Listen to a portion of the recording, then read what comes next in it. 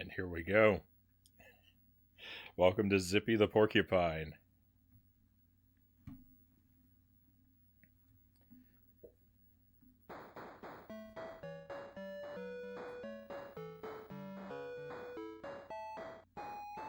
So this game is considerably larger and more complex than ET.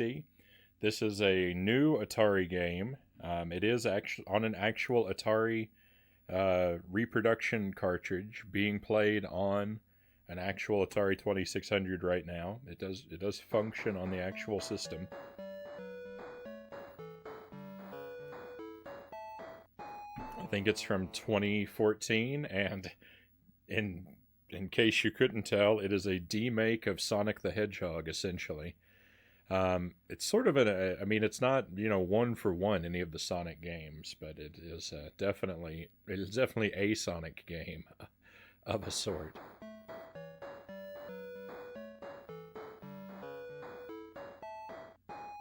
The game is remarkably big though, and it's very easy to lose all of your progress. And it's not without its bugs. The game does crash from time to time.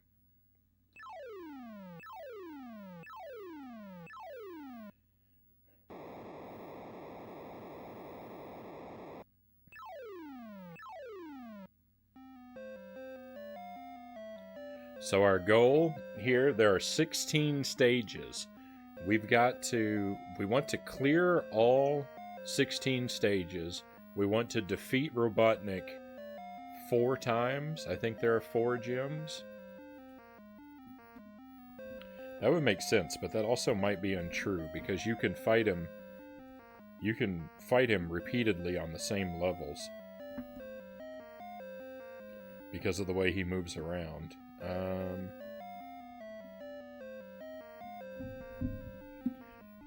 I actually have an instruction manual too, and this game, by the way, was provided by our own Sparrow.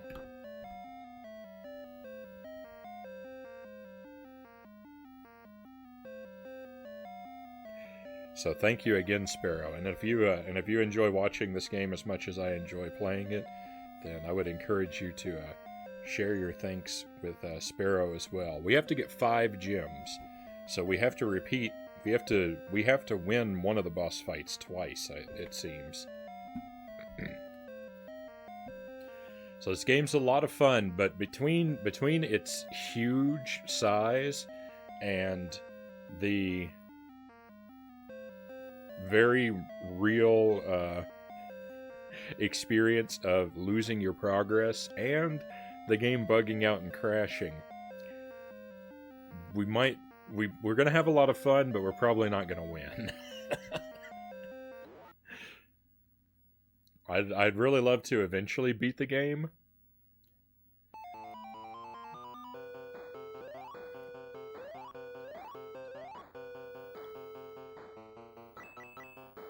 Oh yeah, this is a good time.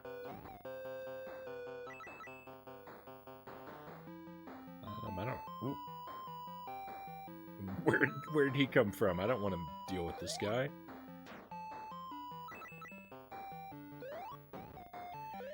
It is amazing. I think this was just made by one person. So on the front of the manual it says Chris Spry 2014. I'm imagining that is the maker of the game and the year that he made it.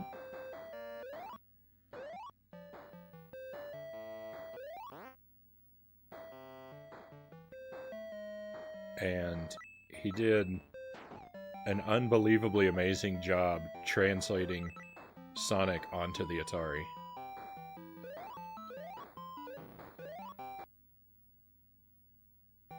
Couldn't make that jump, it seems. No!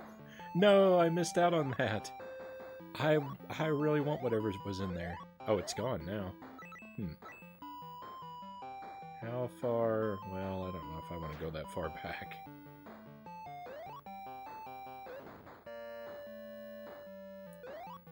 So as you can see, the game is a little bit buggy. That television up there kind of comes and goes as it pleases. So I'm not going to be able to get that power up.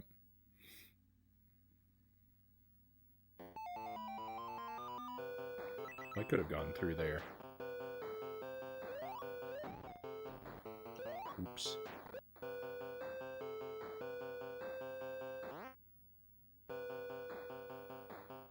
Is this rings? Oh yeah, 10.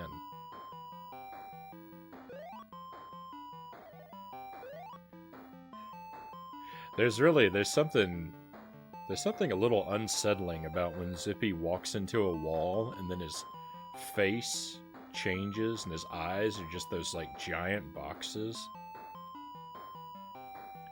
It's a little unsettling in a way.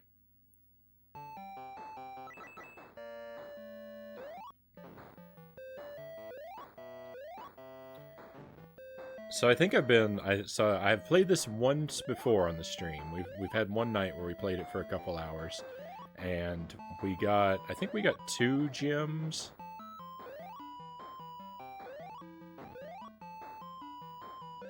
But nowhere near clearing all the stages.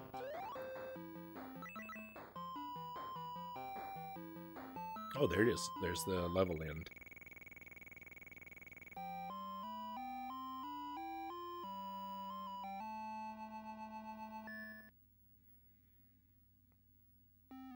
It's been several weeks though, so the specifics are all lost at this point. But something that I was thinking I was wrong about before. So as I'm walking along, occasionally I hit one of those springs and go from like a red world up into a yellow world. And I'd been thinking of the yellow world as a bonus area before, but I don't think that's true. I think that is this game's version of how Sonic levels always have like different like tiered paths that you can take. And I think that's the idea, is that it's not a bonus area so much as it is just another layer of the level.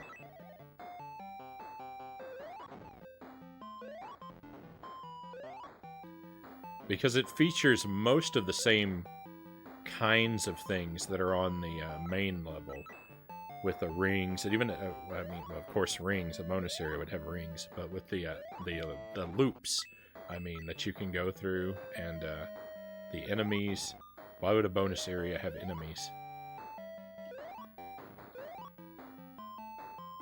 No.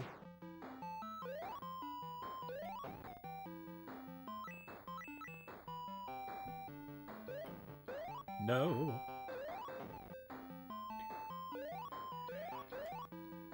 I was trying to cheese it a little bit and get those rings to respawn.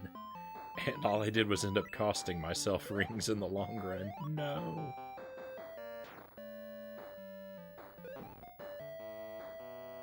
Okay, this is a shield.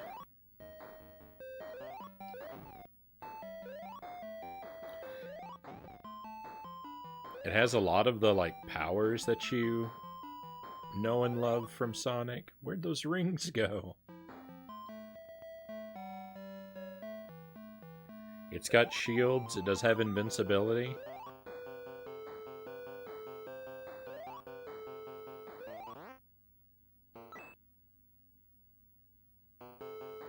That was odd. No. There goes my shield.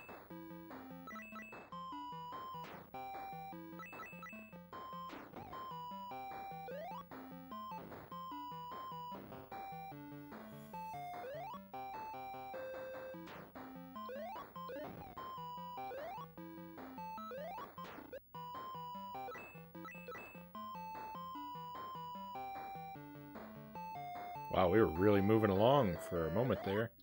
No.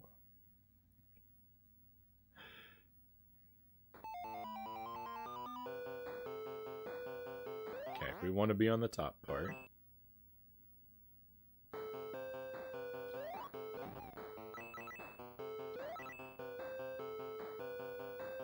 Why did he stop?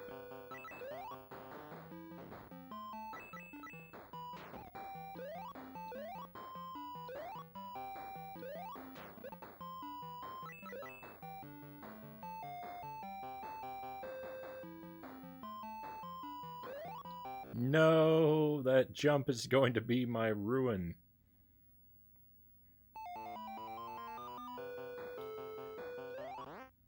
So this game does have a continue system, but the continues have to be earned. You start off with no continues, and then basically for every gem you collect, you get a continue. But if you use a continue, you lose a gem. So your gems are your continues.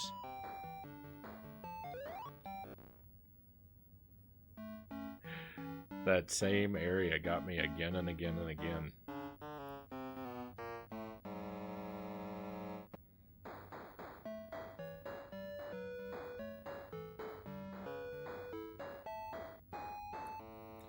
Alright, so we don't have to see the same stuff each time we restart necessarily either. The game is slightly randomized. Hopefully it will illustrate that. Yeah.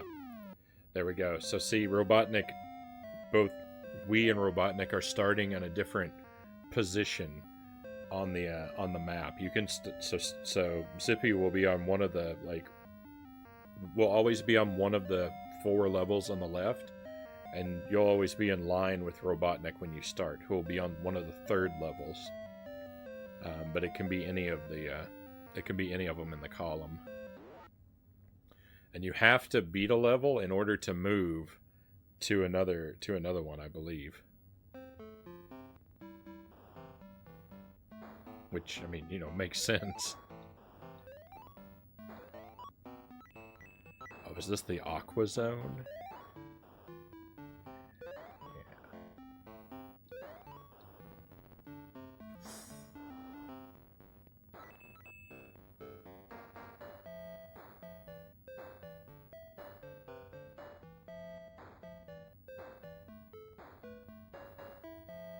Just enjoying the music for a moment.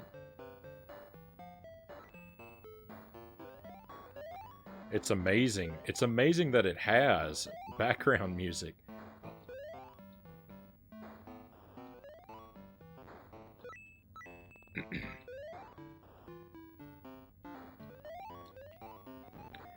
It does have to miss a beat to make room for the sound effects whenever they happen, but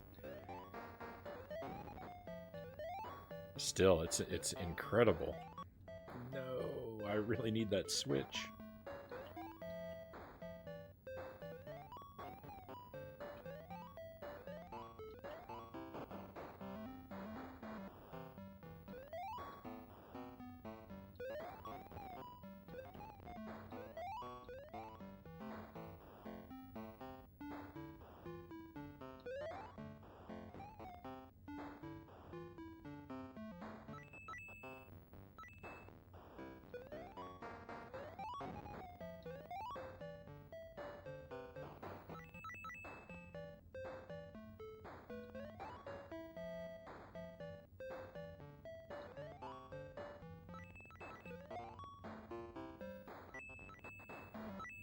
So I think the Aqua Zone is the zone that I've made the least progress in.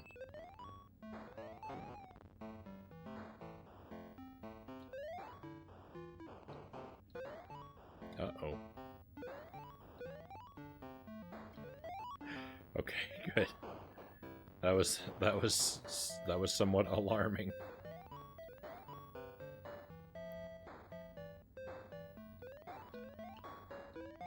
No.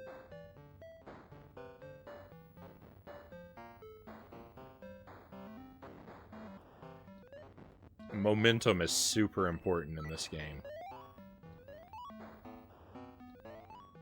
When you have no momentum, your jump is terrible.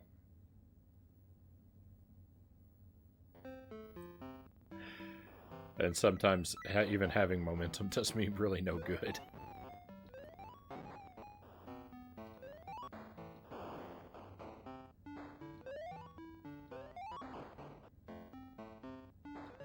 No.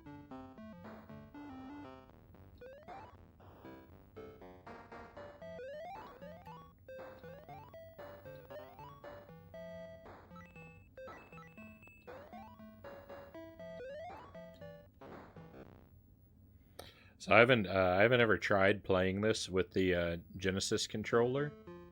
I imagine that would be I imagine that would be a lot of fun, though.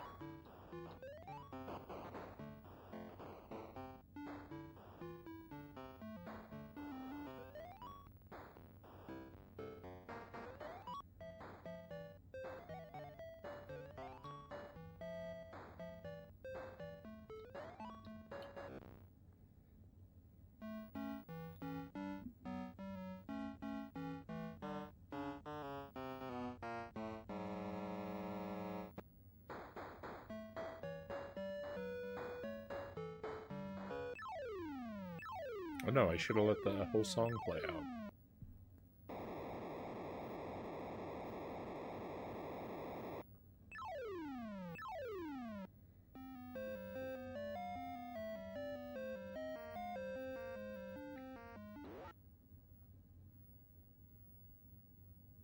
Star Zone.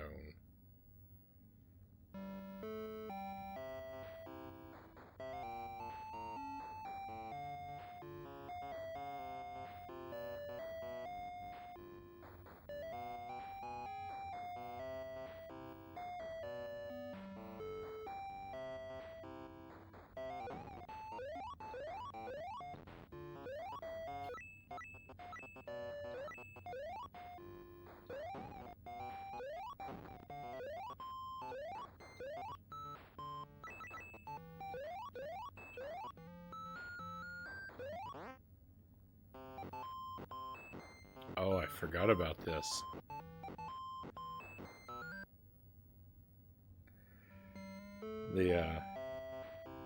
Oh, can I get down there to that? I go through the wall? Nope. Maybe from the other side.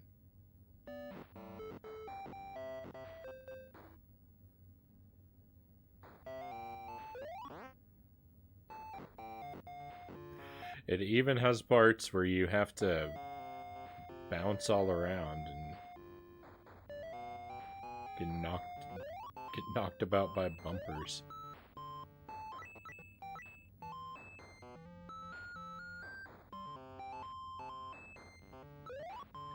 I don't know how to get to that thing in the wall. Oh, that guy explodes.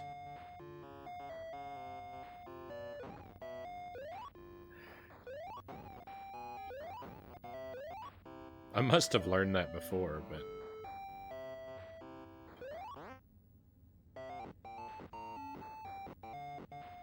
Like I said, it's been a couple weeks, so the details are all incredibly foggy now. Oh, nice. I didn't know I could take that guy out before he launched his projectile. That's good to know. I think maybe I just got lucky, though. Ah, you took my rings! No.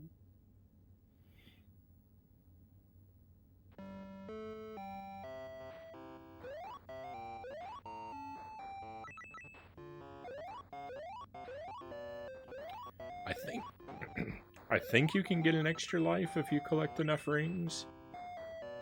I'm not sure. Oh, there's a invincibility.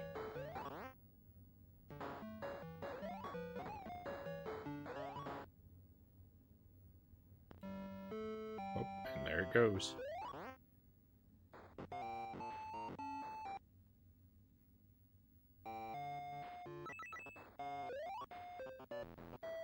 Oops.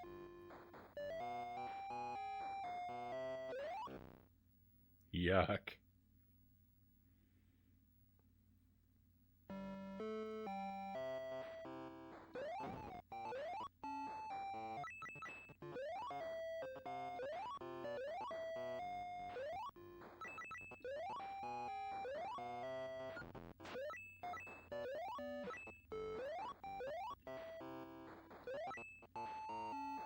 It's weird. Sometimes when I take out an enemy, like an explosion of rings happens like that.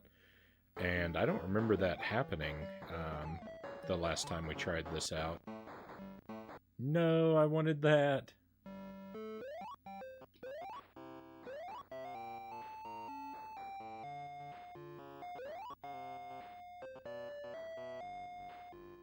Ooh, I want this even more, though.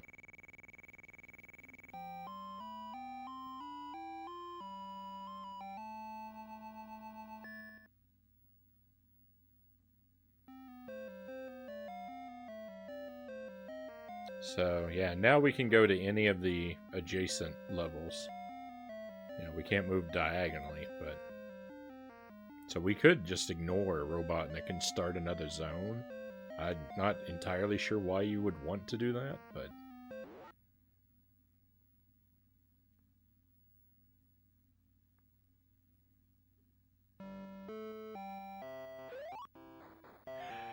And I'm sure, just like Zippy, that Robotnik has some non-Robotnik name. I've just forgotten it.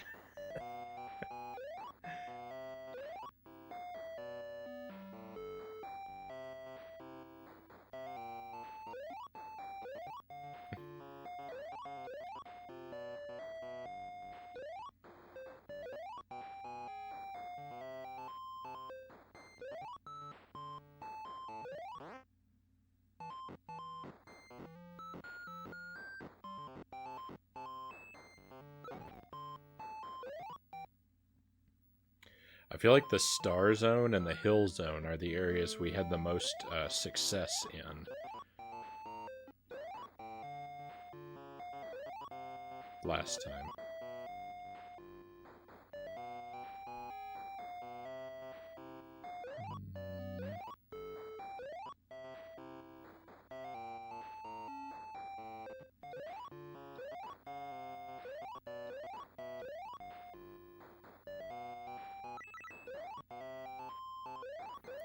I keep seeing powers down in the ground, and I just have no idea how to get them.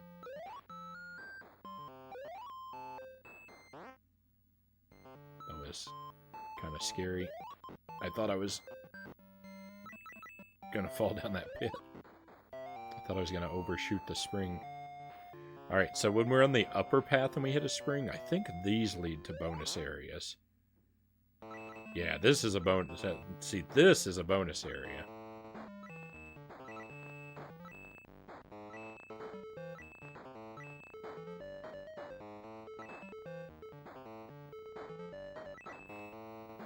This game even has bonus games. Like, it just has, it has everything you'd want.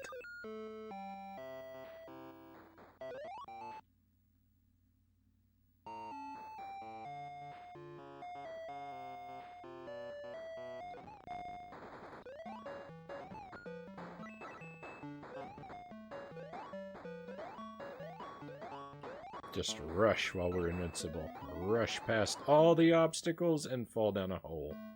And lose the last life. No.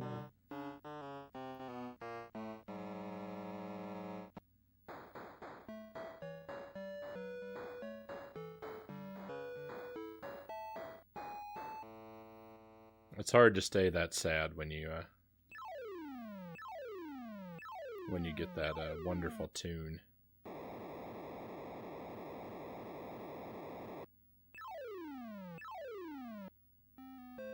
Well, look at that. We've got to sample each of the 4 zones. I don't think that it's supposed to move in order. Maybe I'm wrong. Maybe it does. I felt like it was... I feel like it felt random before, though. Cave zone.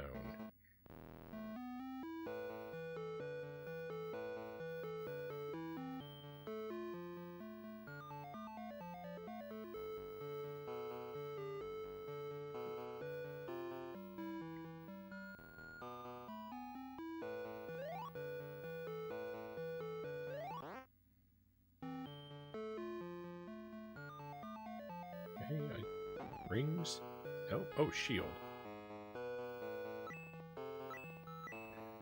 Master Tuesday, thank you for the bean.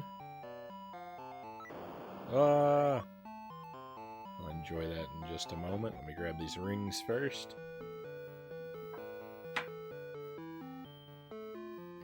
Isn't it so much better when I stop for some nonsense with this game playing in the background rather than the ET title theme playing in the background?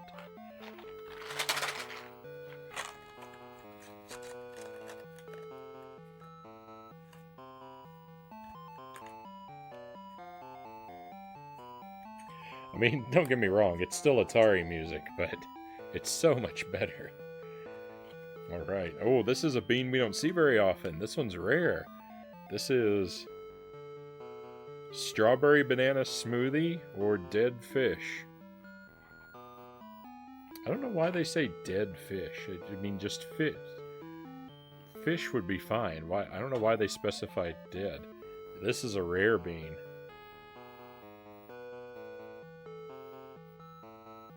Amazing tunes. I love it.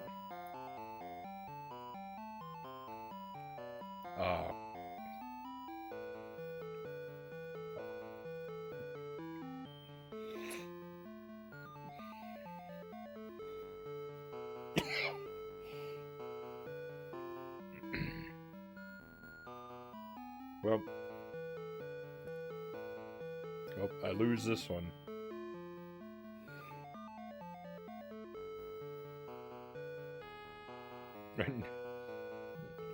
And now you know why they specify dead fish.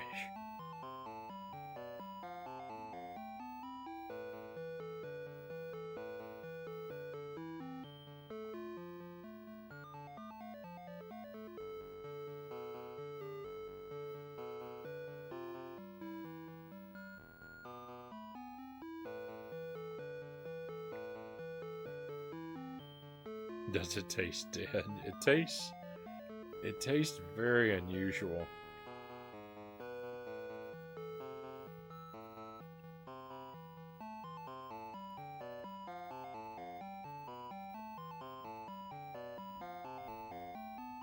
It's one... Sounds like the riskiest one. It's not the riskiest one because it's not... The fish flavor is, while unpleasant, and it's, you know, it's sort of like to the, like in the higher mid range of unpleasantness. You know, if like barf and spoiled milk and rotten egg are like a 10 on the unpleasantness meter, the dead fish is like a 7. Maybe a 6.5.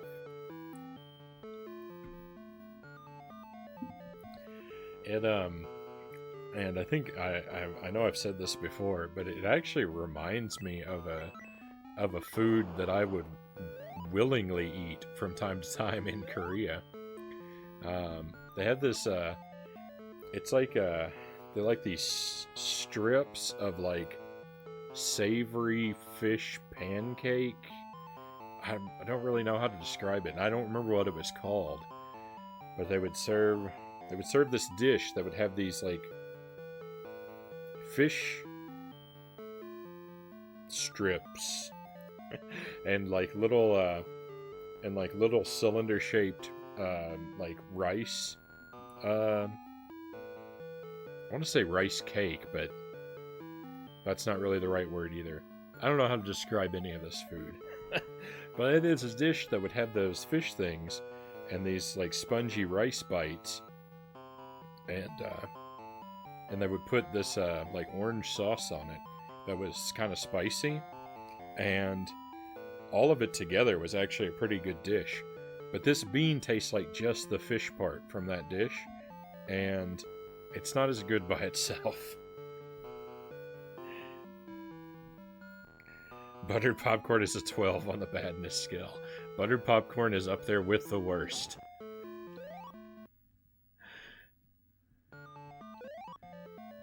Buttered popcorn is a truly villainous flavor. I didn't know that enemy was, I didn't know it had spikes. Guess that's my error for...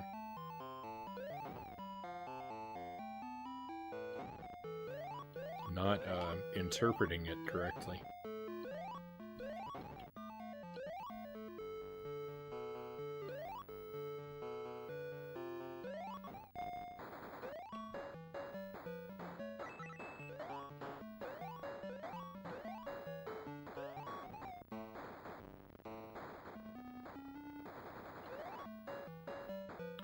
That part where the bridge grows in front of you is very unusual. gonna just follow this guy. I'm not gonna try and jump around him because I don't know what's up ahead. There's usually something decent when we wander off to the left. Like a bonus game. I think it's always the same bonus game, but hey, it's a pretty good one.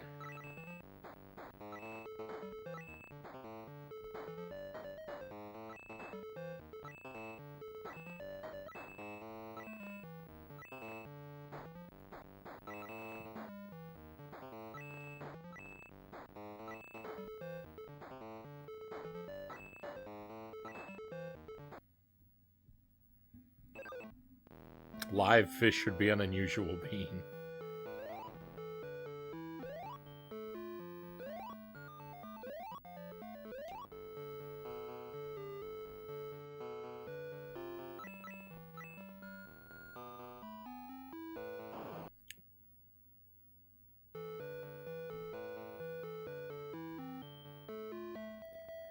All right, extra life. Wonderful.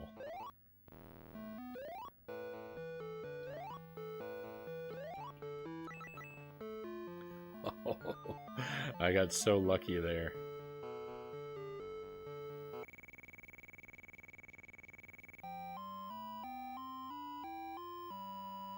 Why does it say 1/2 down there? What's that mean? I think it's supposed to be 12. I think the ring item, the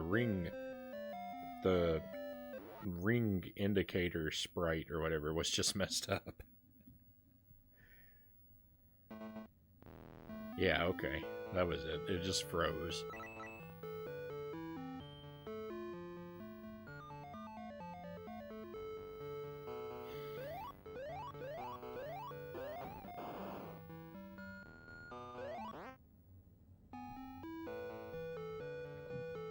We're in this situation again. I think if I roll into this guy, it will take him out, but I don't really want to risk it. Nothing. There was nothing on that side of the world. Oh, there's an extra life. I don't know why it didn't spawn before, but okay. I guess there was no room in the game, I guess there was no room in the memory with the enemy already on the screen. Couldn't have the enemy and the extra life. It would have been too stressful. Oh, I wonder if I could have made that jump.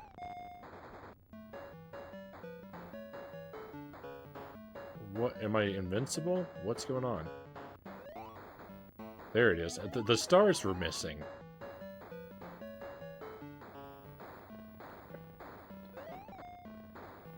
This game does have problems.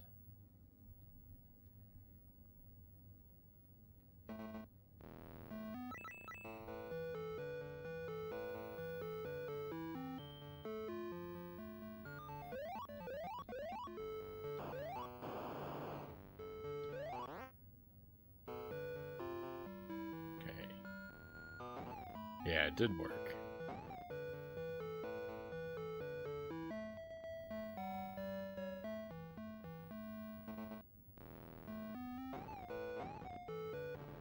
Aw, come on.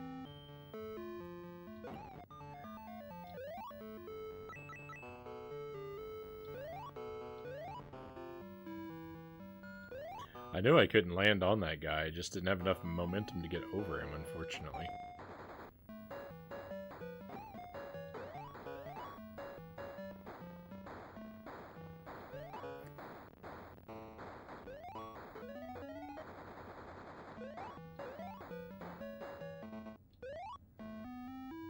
I could really use some rings, please.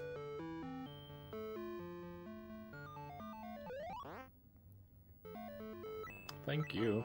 It's really nice that the invincibility will also protect you from the thwomps.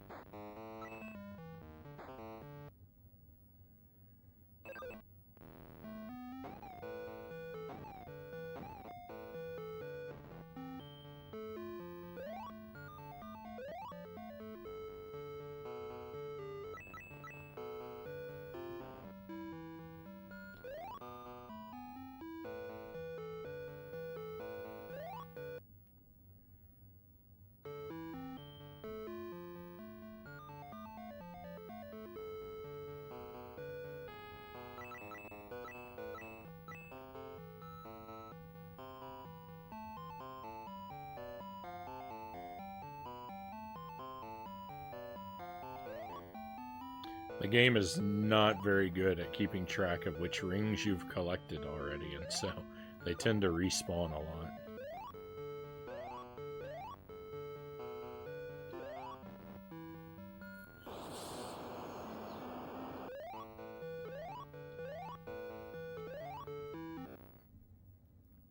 Yuck.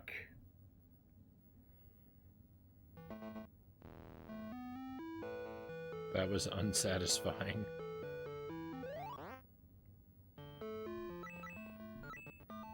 Okay, was there a reason to go to the left? There's a bonus game.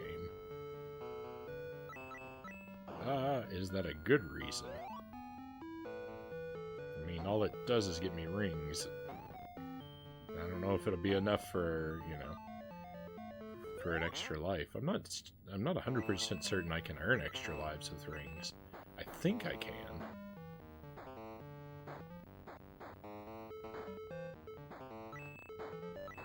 I haven't noticed it happen tonight, though. And I would have thought that 50 would have been the reward point.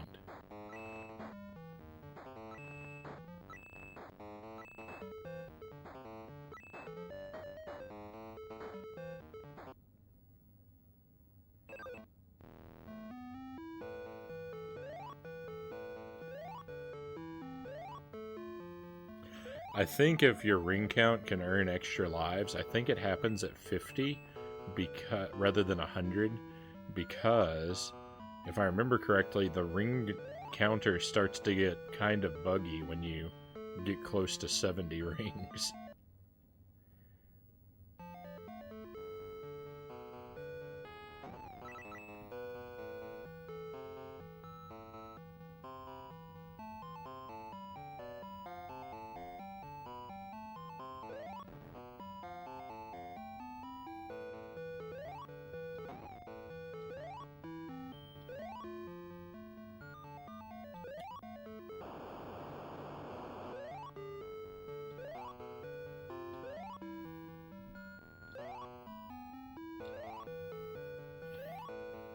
I need to make it up without overshooting. No.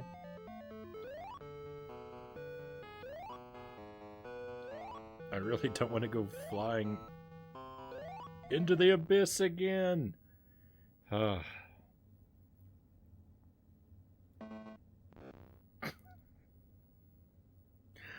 horrible. Horrible.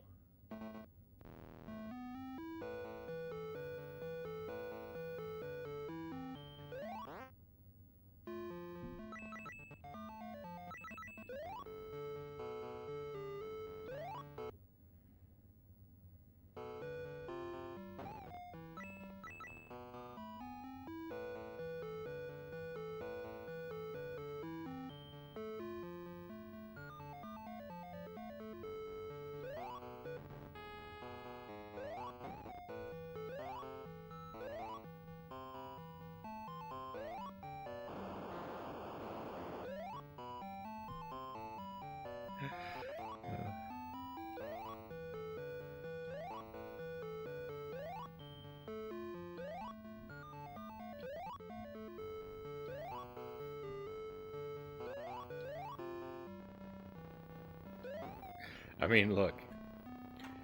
This controller was never intended to operate a character designed with blast processing in mind.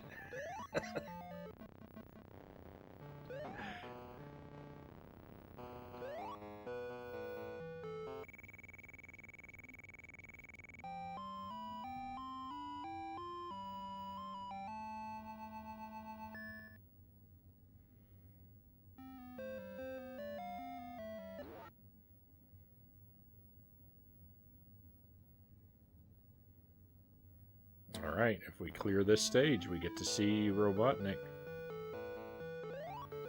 I've only got 2 lives, so... Don't hold your breath.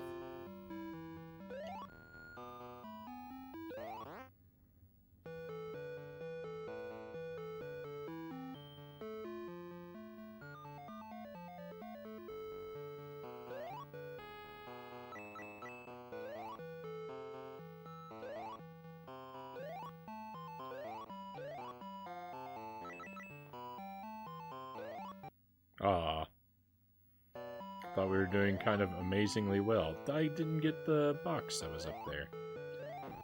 At least let me get this one. Thank you.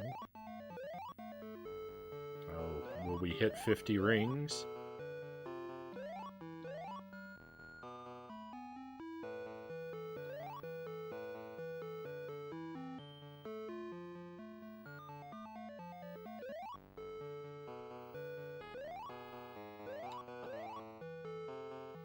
I'm not gonna try for that spring. That spring is a fool's errand. Oh, here we go. Let's see if we get an extra life. We did not. I was wrong. That's unfortunate.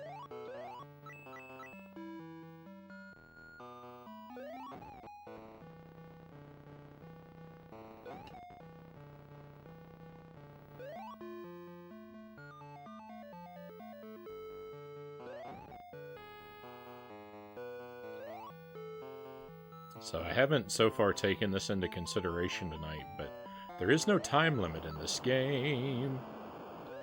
And so we are encouraged to really go slow and be careful. If I can remember to do that.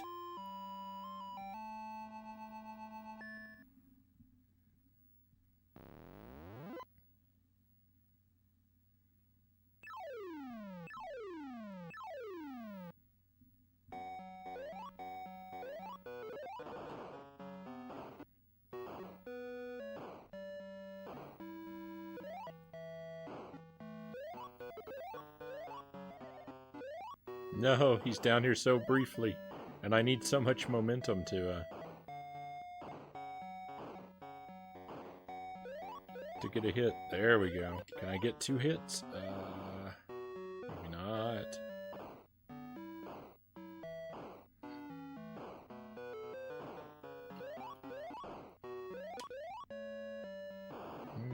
I think I hit him twice, but I don't know if both of them counted.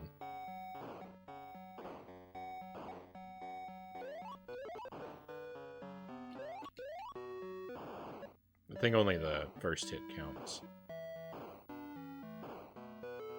Because he's still, his iframes are still going. What was that? He came down for a millisecond.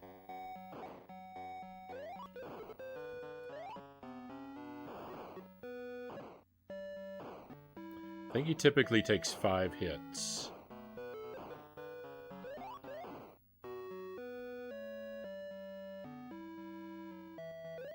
Maybe 6. Whoa.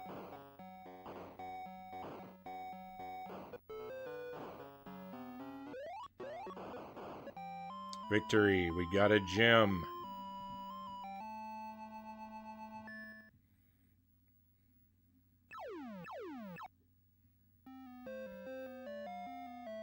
Ooh. And we can, looks like we can fight him again right away. If I can make it to the end of the stage.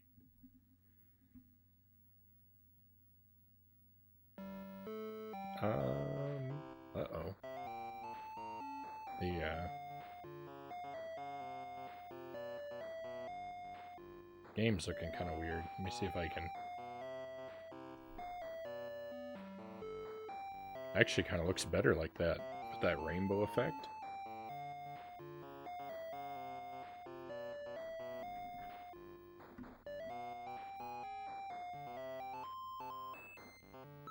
But that's not the way it's supposed to look. I don't know if I can fix it. Oh. What are you doing?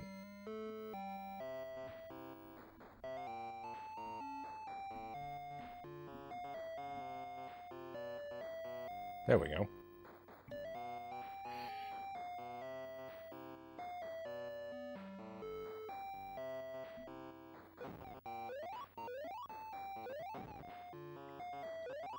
Sorry, my capture device really struggles with RF signals.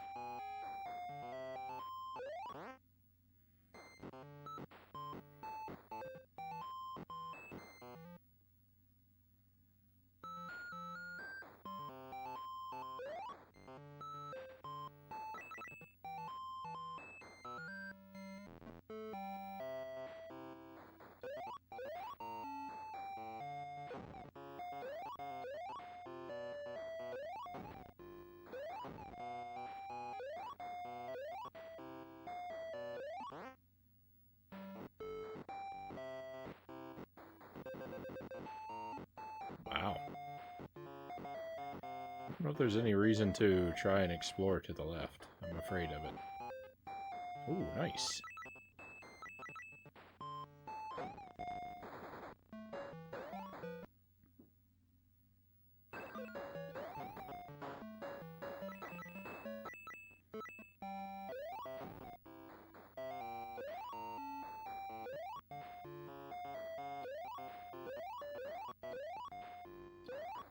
I don't think I can get enough momentum for a leap up there.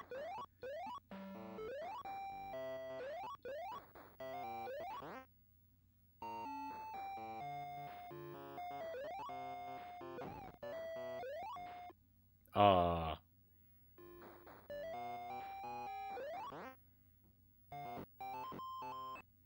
Hey, I think that's, like, basically right where we fell through. Yeah. Bonus game? Bonus game. Great.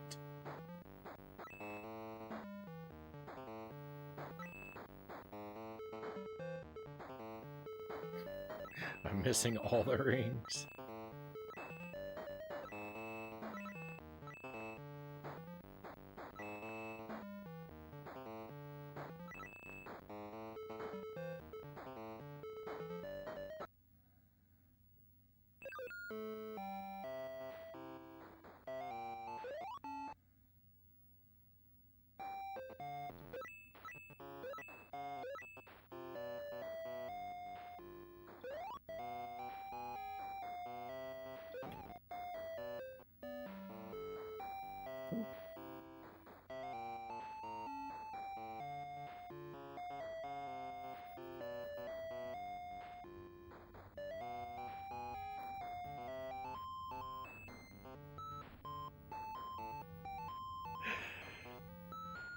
Welcome in, farting retro toilet.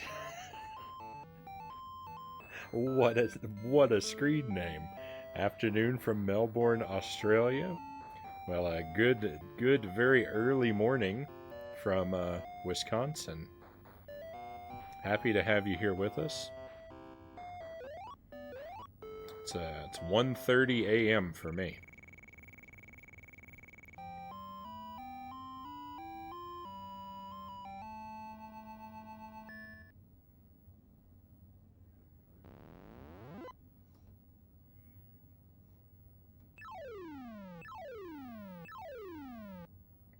We're oh, my capture went all weird again.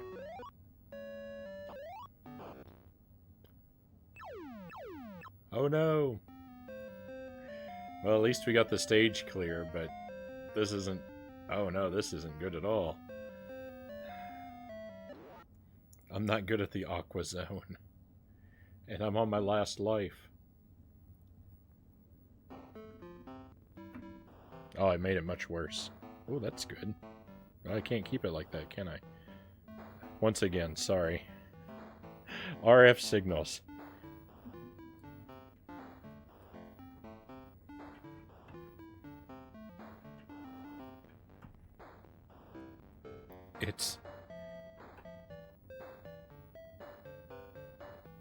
It's just wildly uncooperative.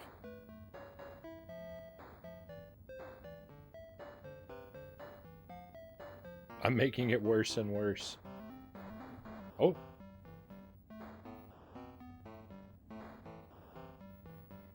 What capture card are you using? I'm using I don't even know what brand it is. It's just some very, very cheap thing. It's basically the second cheapest thing I found on Amazon.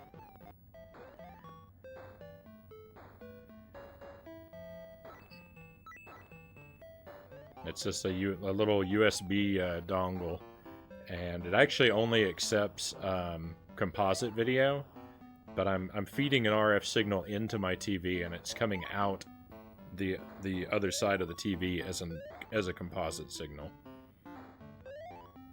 But for whatever reason, it's only the RF signals that give my card so much trouble. Even, you know, quote-unquote converted to composite.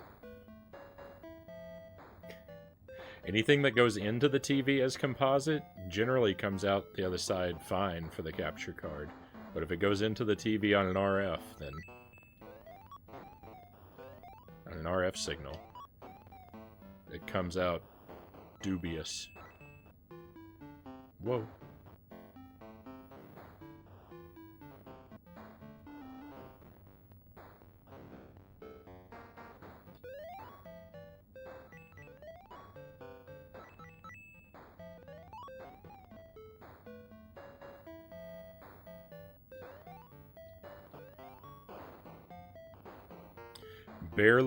Barely functional technology is kind of a running theme of my streams.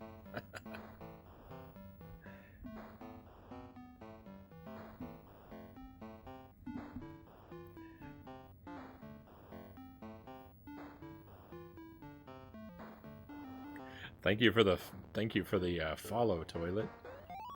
Very kind of you.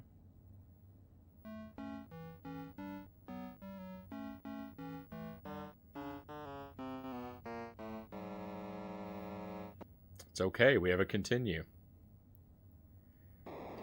We lose our gym, though.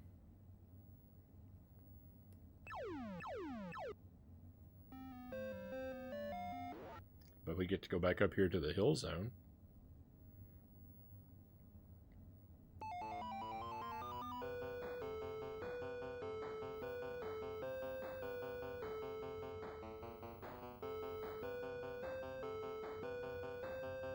See it now on Amazon, and it's 80 Australian total for me on Amazon.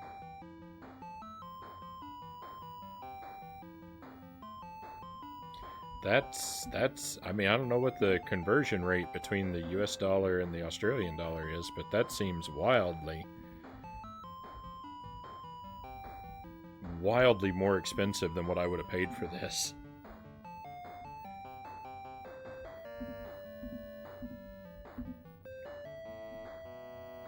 I mean, I bought it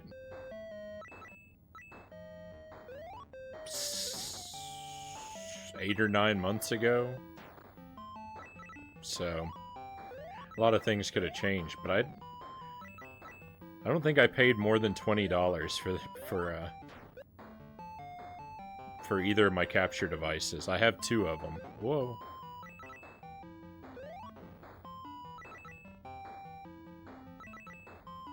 I've got one for composite and one for HDMI.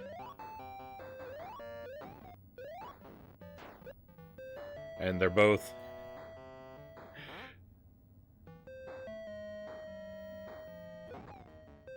they're both cheap, barely functional things, but that's okay. Whoa.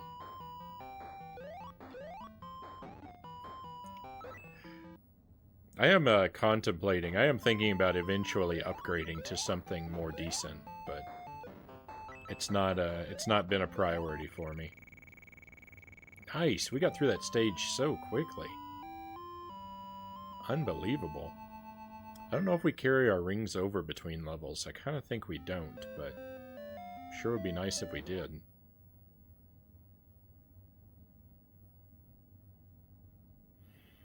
We do! Oh, wow. Can I get 6 rings? Right here. Did we get a 1-up? We did! Oh, life is really good right now.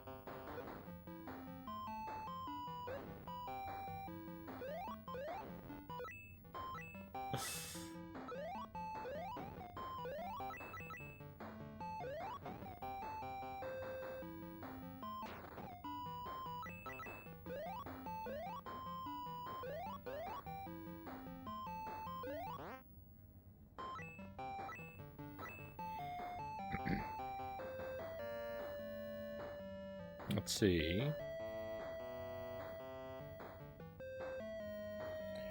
Say, I remember ruining the Gen 3 Pokemon Remake 3DS games by mistake by looking up spoilers when I finished the game. When I got it, I felt sad and did not want to play it anymore. Yeah, I have one of the strictest no backseating and no spoilers policies among the streamers that I know.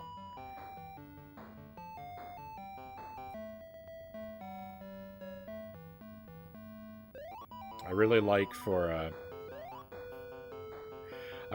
for my stream to sort of feature a pure process of discovery. Which sometimes means I struggle and wander lost for hours. And I know I'm not gonna say I'm not gonna say I never ask for help, because that's not true, but it's very rare when I do.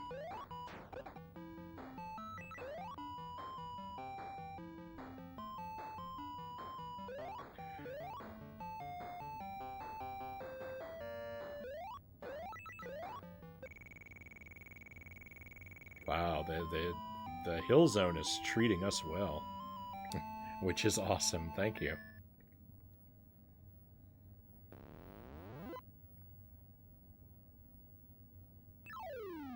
Oh, this fight is really tough.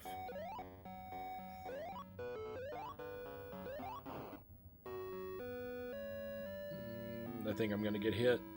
Oh, I didn't.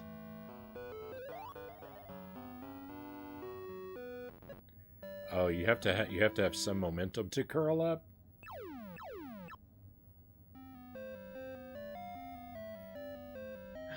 Well, I don't know if we're gonna be seeing Robotnik again. I gotta get through 4 stages to reach him this time. 4 stages.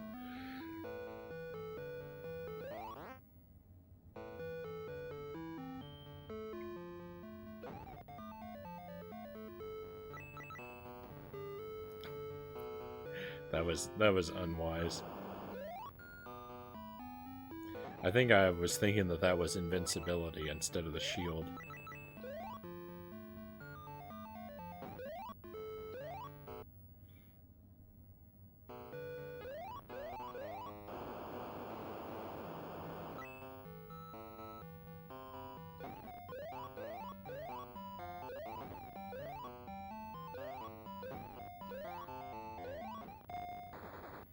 There's invincibility. No! That doesn't help me if I just rush down if I just rush down into the depths.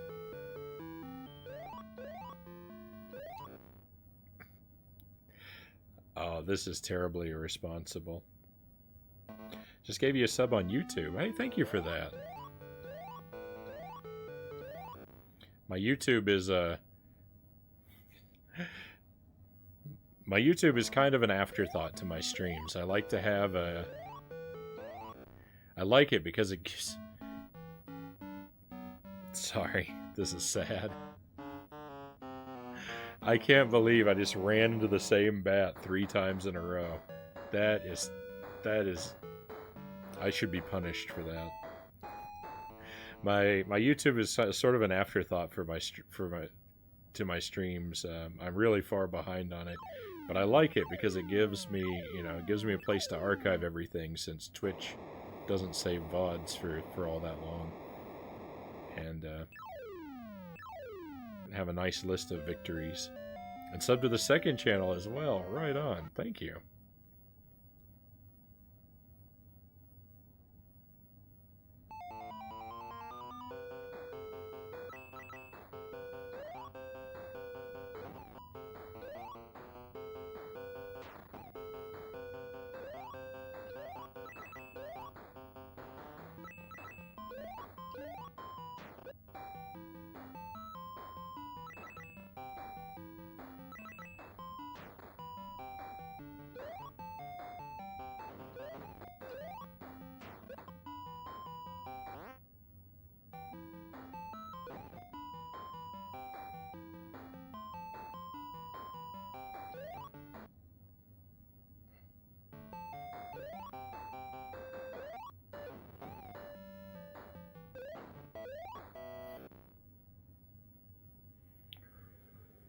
Off to a not great start.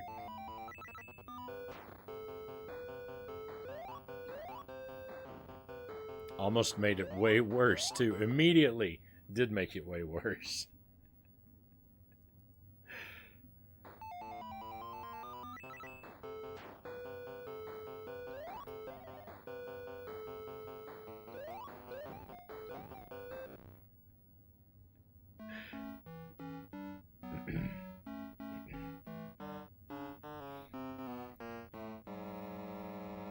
This is definitely the most challenging Sonic game I've ever played.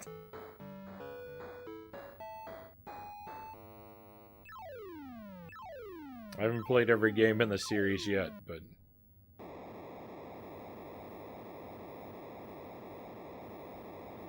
I've not struggled with any of them nearly as much as with this one.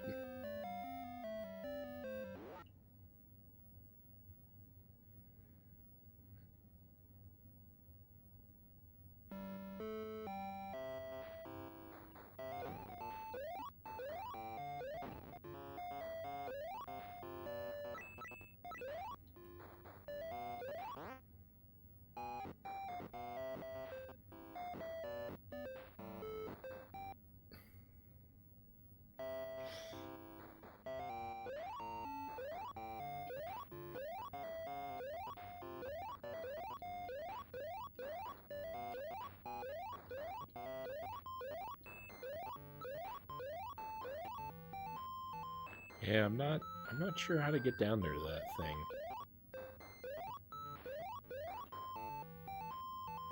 I don't know if I'm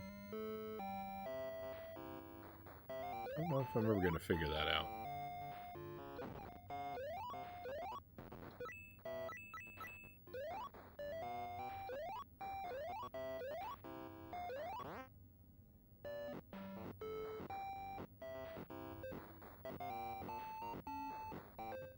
I mean, I guess if I play long enough, I'll have to figure it out by pure accident eventually, but it could take an awfully long time. Whoa.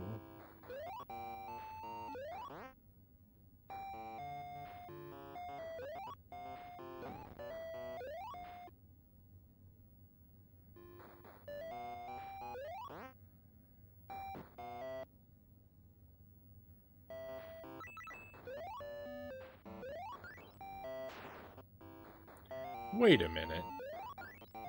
I forgot I could do that. Ah!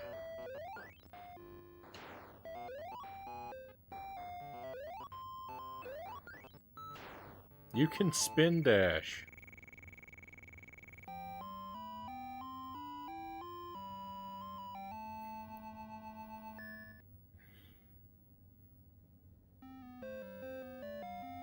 That's why it's a really bad idea for me to take long breaks between sessions of a game. I forget so many basic details.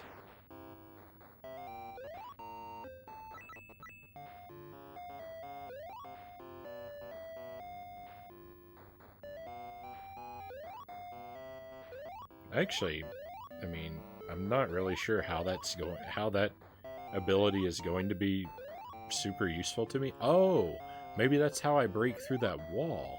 Maybe it will be super useful to me. I can get powers that are hidden behind walls with that, maybe. I'll have to find one and see. There's one right there. Oh. Oh. Oh, yes. I just had to hang on to it long enough. Oh, beautiful. Now we've got a shield. We remember how the walls work. I'm sure I found that out before, but... Oh, how do I want to do this? There we go. Not so bad.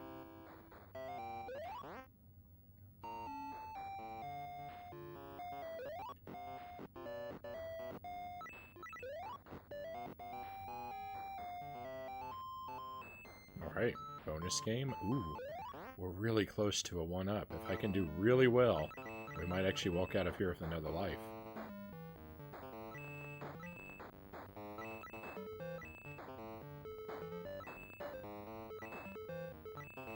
Alright, there we go. That's it.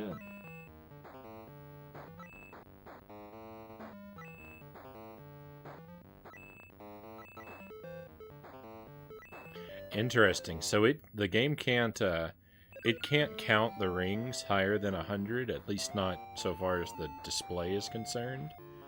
So I'm wondering, if you get 100 rings and stop exactly on 100, if you run into an enemy, will it count you as having 0 rings and kill you?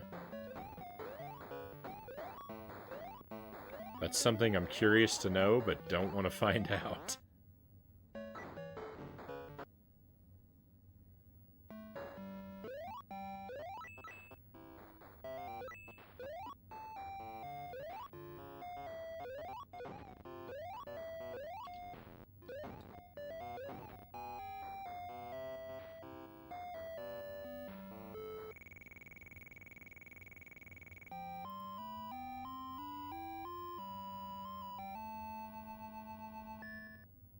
Okay, was that stage 2? Was. Excellent. I don't think we've seen this stage tonight.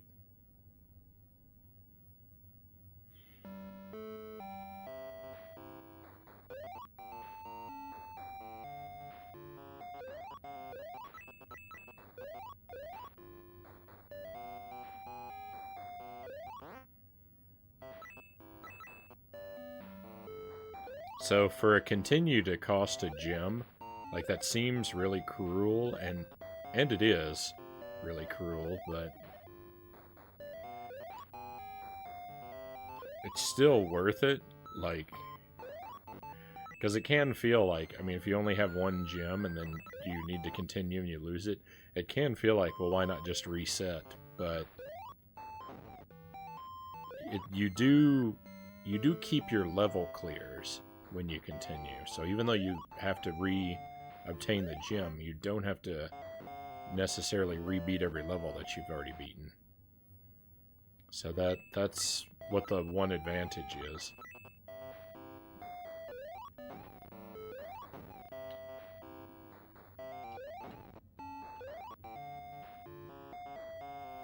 And you don't actually have to clear all of the stages. If you get 5 gems, you win, regardless of how many stages are beat, I believe the instruction manual says. But you don't get the true ending. So, you know, so far as I'm concerned, we have to beat all the stages.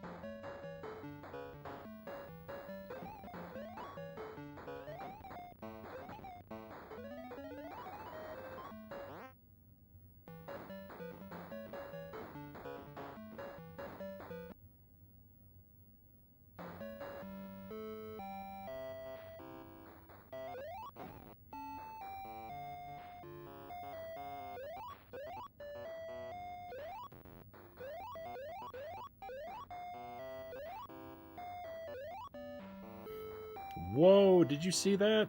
The game sort of glitched in my favor right there and saved me. I was off that edge. I did not deserve to I did not deserve to survive, but I'm so happy the game had mercy on me.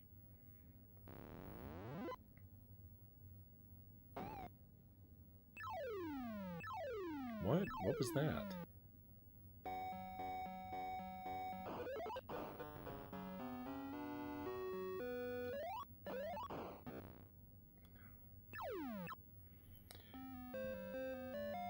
I don't remember what all of the Robotnik fights are like, but I think that's the hardest one.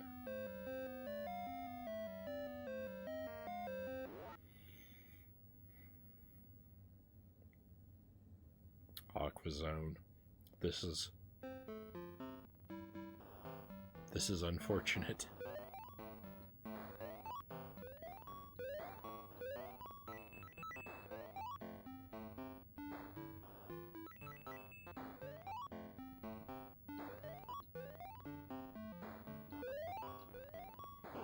So I think when the screen is like super green like this, it's supposed to mean that you're underwater. The controls feel a little bit more like stiff and sluggish.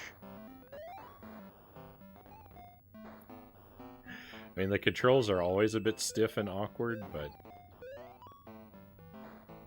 They feel so in a new way when we're in the aqua zone.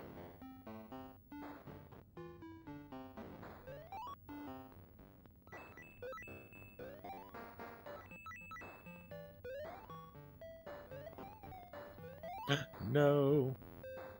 This is where I kept dying before here. I think I kept dying there anyway. Oh no, I might be soft locked here. Oh, thank goodness.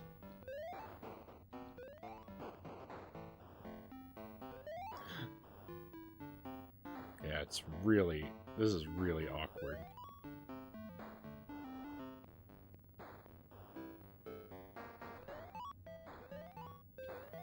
I don't think I can get enough momentum for this jump.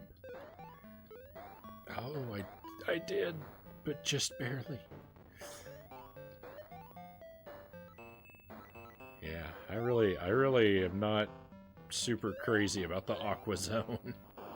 Oh, there's where I kept dying there.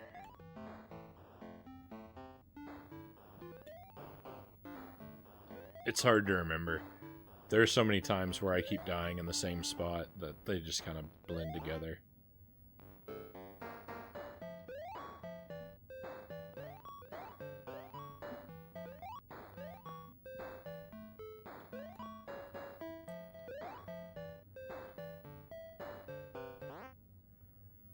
Okay, well that still looked just as green as before after I went up on that spring, but I think I was no longer underwater there because the controls felt more normal again. And I mean here, this doesn't feel like it's underwater at all. It's an Atari game, you have to use your imagination sometimes.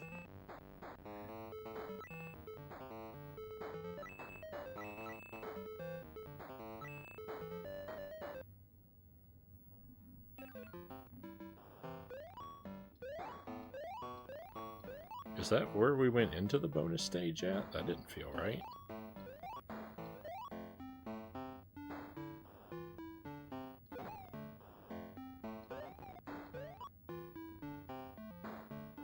Can I make this jump? That seems awfully high. Whoa. Oh, there we go. Back underwater.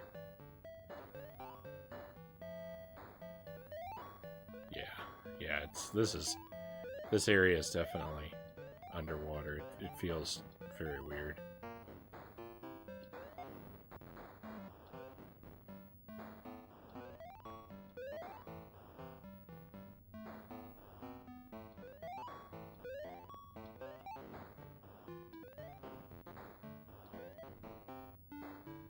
Oh no.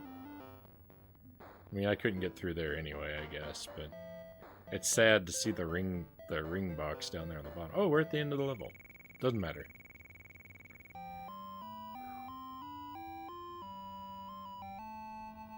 That might be the first time I've cleared a stage in the Aqua Zone.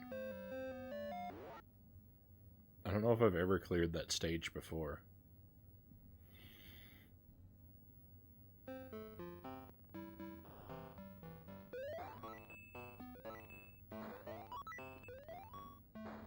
I think these are supposed to simulate like hanging seaweed or something.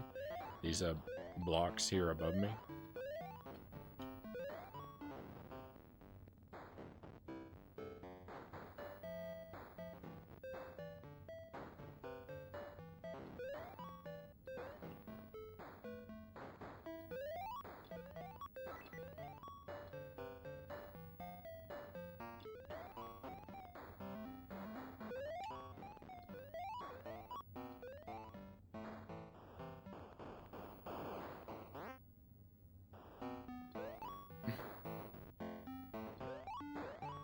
There are too many spears. Rings.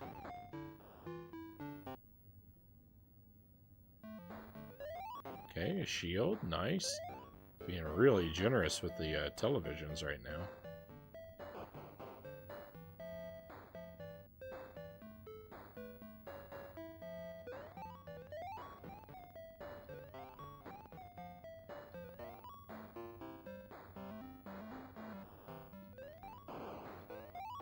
Let's see what's on the top path over here. Thought that was gonna break.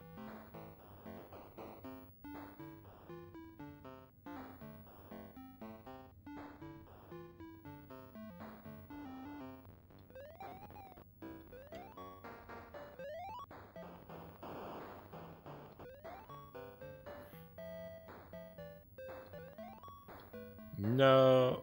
Oh.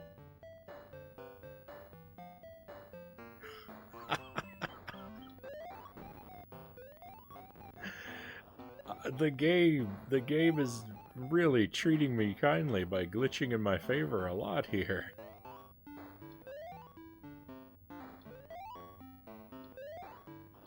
That should not have happened. I was down in the abyss. Sick jump. Oh.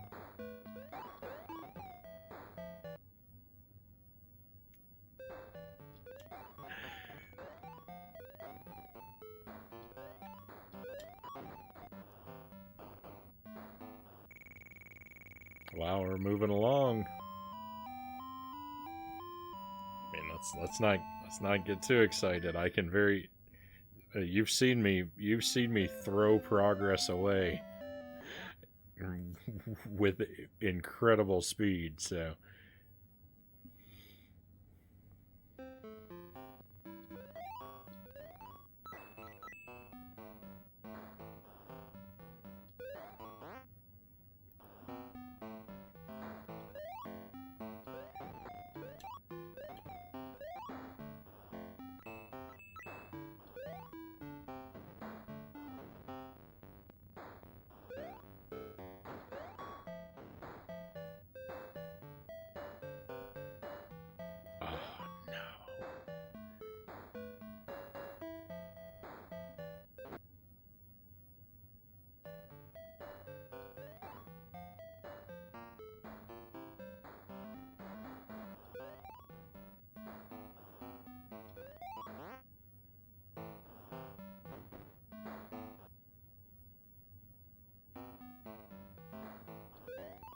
it's like a little maze here between the two tiers of the level.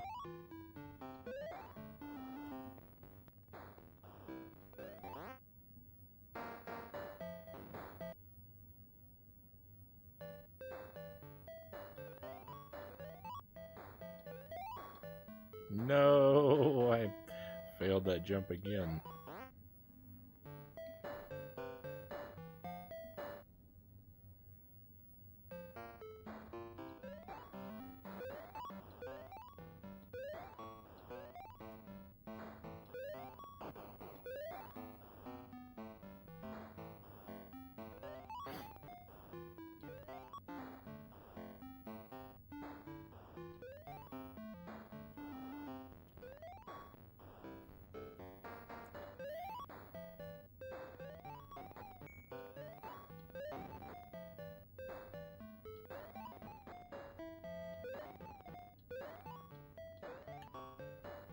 It really doesn't pay to run past one of the bonus televisions in this game. They almost always despawn.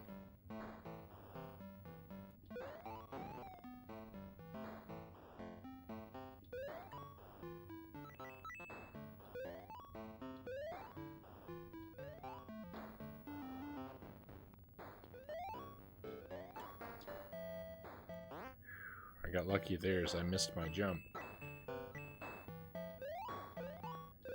Okay, is this gonna crumble? It does.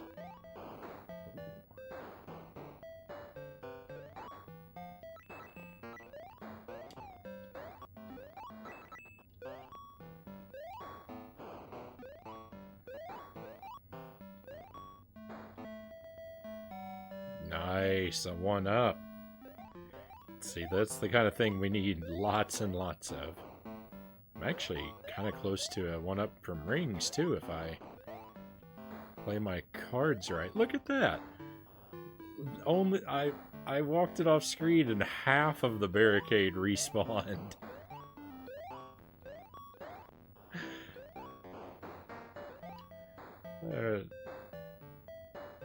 didn't really expect that.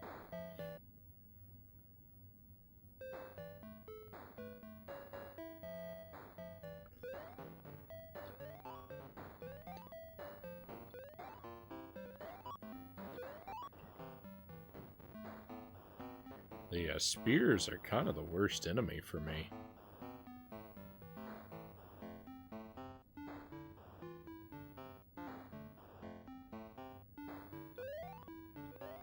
I think it's fair to say I have more trouble with the spears than any other obstacle. I mean, I have a lot of trouble with a lot of the obstacles, but still the spears are number one.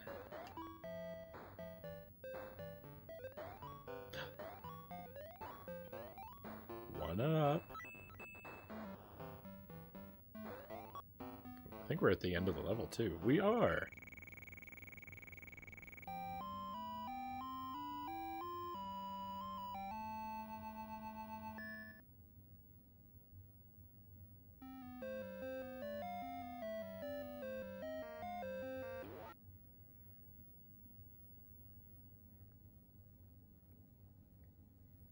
Stage 4.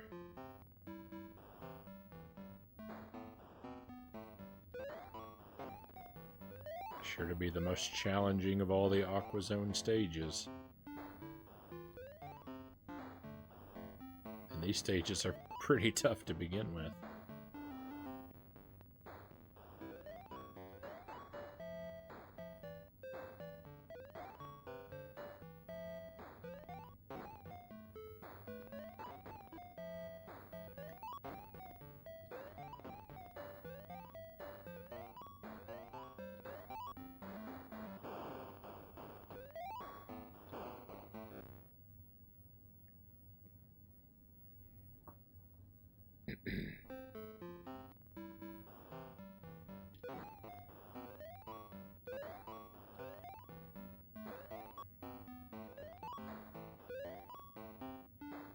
It's kind of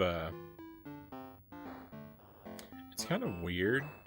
Thank you for the pistachios hooked on pot.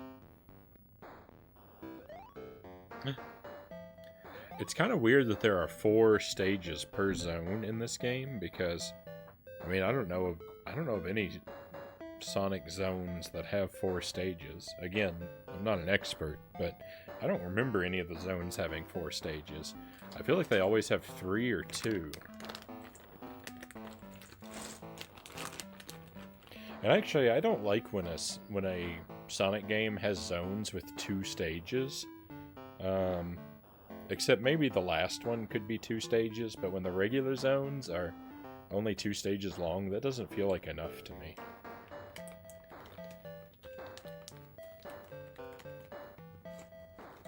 I would prefer it if they always had 3 stages per zone.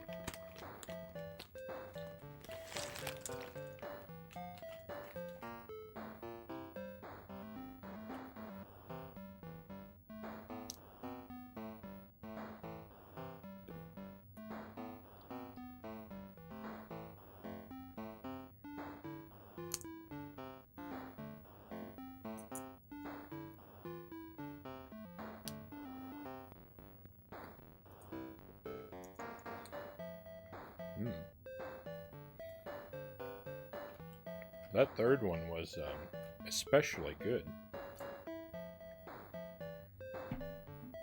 I don't know what was different about the third pistachio, but it seemed extra flavorful.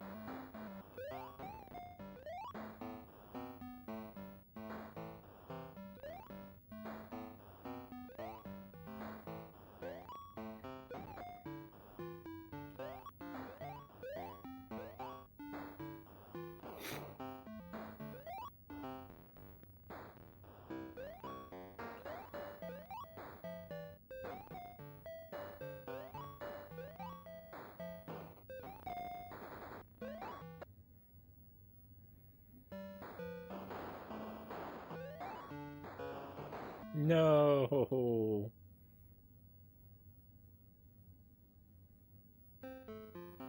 I tried to jump. I swear I tried to jump.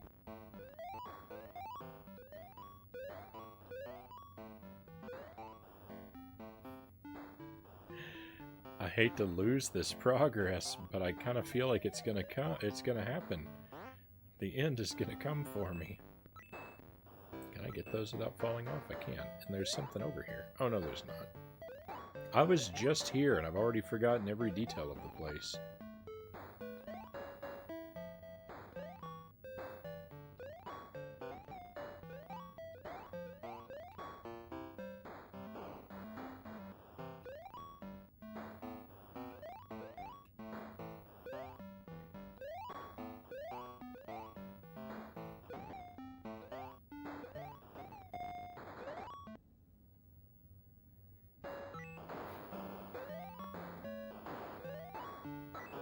I forgot I was going to land on a collapsing floor.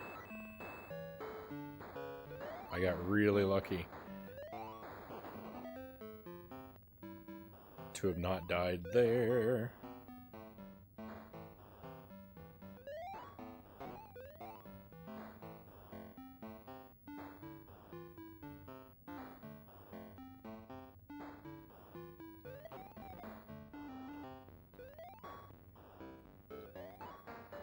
So I know that people, like, sometimes people complain about, like, the NES controller, like, being too, like, sharp and blocky, and it hurts their hand after a while, and I've never had that problem with the NES controller, but I do have that problem with the Atari 2600 joystick.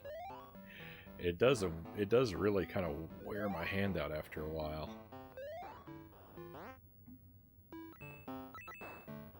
I think it's because of the... I think it's all user error because of the way that I insist on holding it and operating it.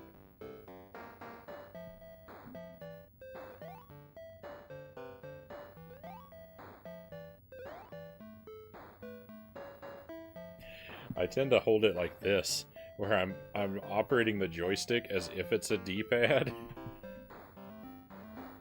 with the tip of my thumb. So, like, spending all this time with my hand stretched out like that is what's making my hand ache.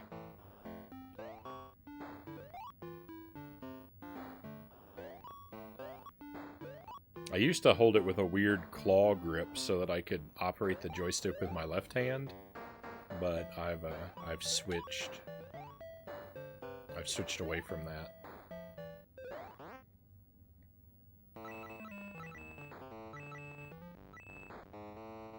Although I might switch back if I ever. So you can modify an Atari joystick pretty easily to make it left-handed. And if I ever get around to doing that, I'll probably switch back to using my left hand for movement, because that seems a lot more natural to me. I just haven't made the time to modify any of my joysticks.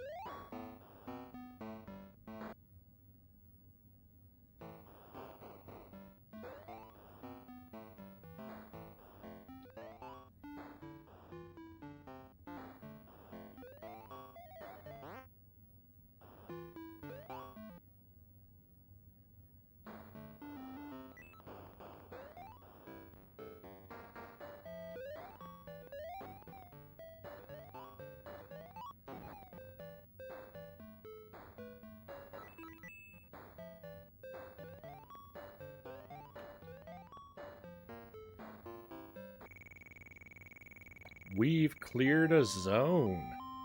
What a rare treat. I don't know if I know what this Robotnik battle is going to be like. I better really pay attention.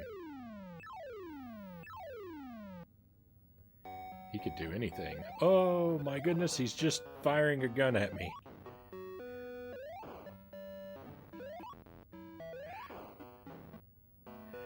It's wildly uncreative, but also super effective. Whoa. No. Why? I had to die after that wonderful dodge. Oh, look at all this progress we're gonna lose. I've cleared 7 levels. The video's all weird again. There it goes.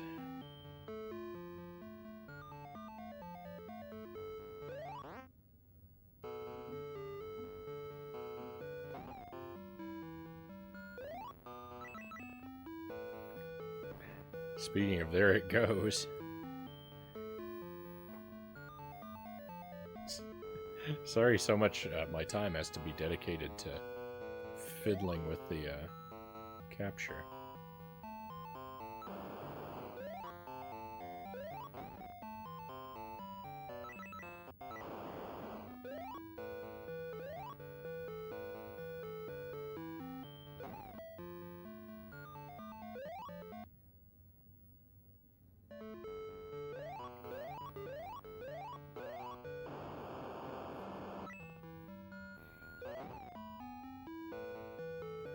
So when it gets all weird and like flashy and sort of like rainbow streaked like that, like when it's messing up like that, all I'm doing to solve it is just jiggling the wires a bit.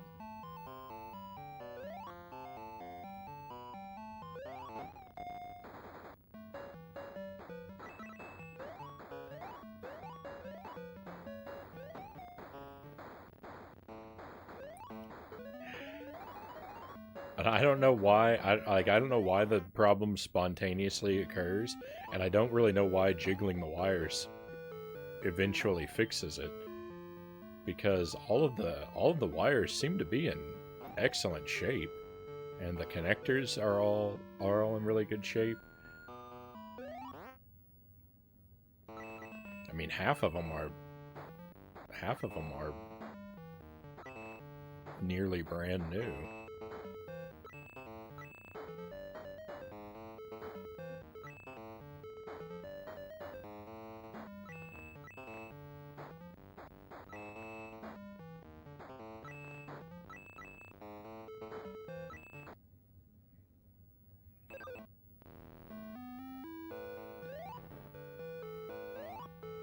Immediately. I couldn't have done worse if I'd thrown my rings away on purpose, coming out of there and immediately jumping on an enemy.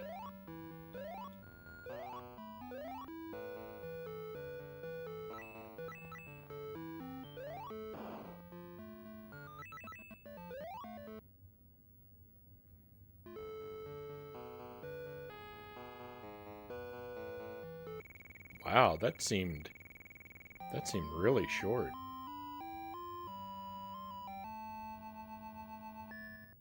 I don't think the level should have been that short.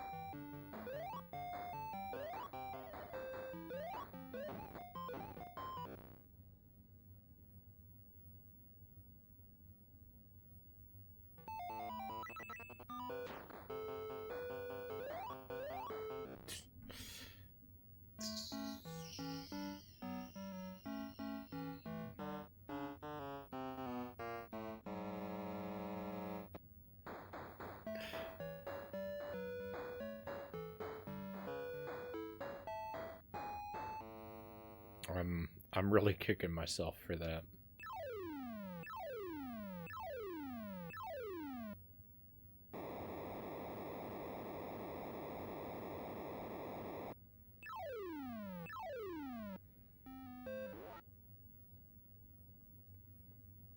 From the top.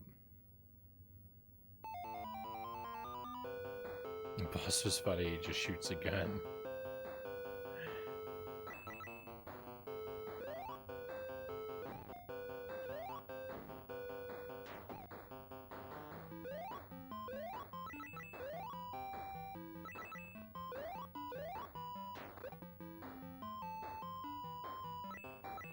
Yeah, usually he does something a little bit more creative than that. He didn't have an awful lot of that part right there is especially difficult for me.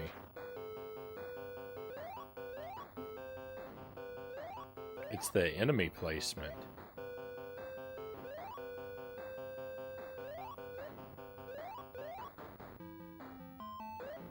I don't want to lose my rings, and trying to jump into the second enemy keeps landing me in the pit.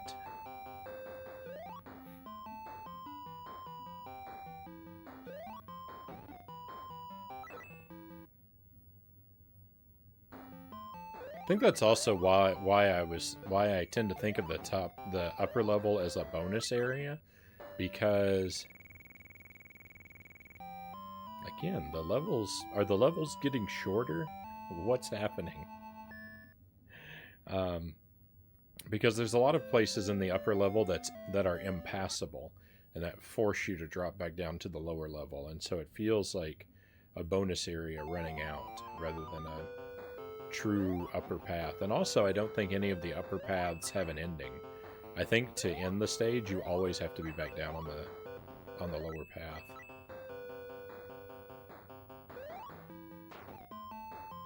So there are a lot of sort of factors that lead to that interpretation, which I still think is wrong, of the upper levels as bonus area.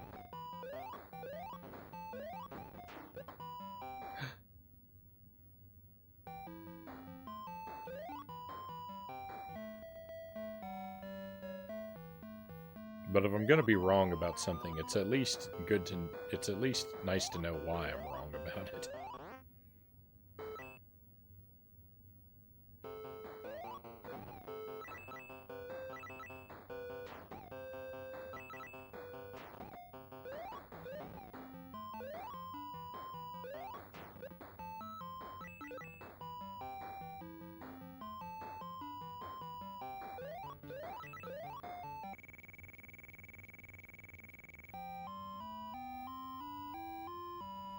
Made it through. We lost a life, but we gained it back. That's good.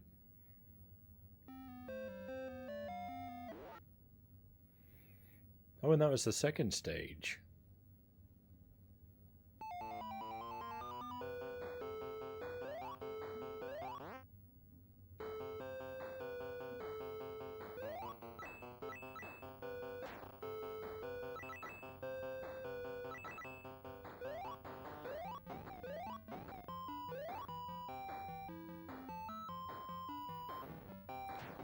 Like a real Sonic game, it's really nice when you can just get in a rhythm like that and zoom along.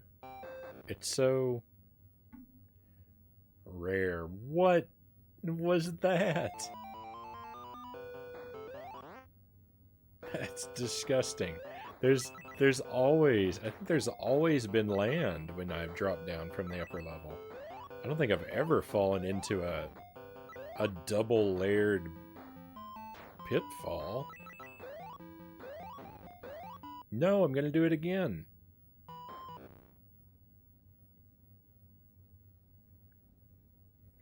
Wow.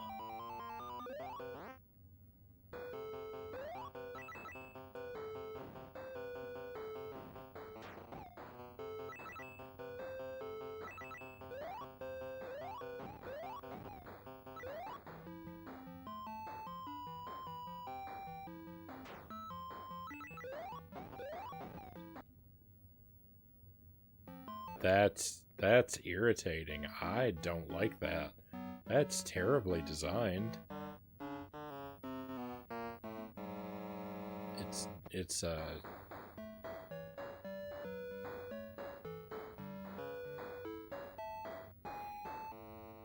too punishing to be acceptable.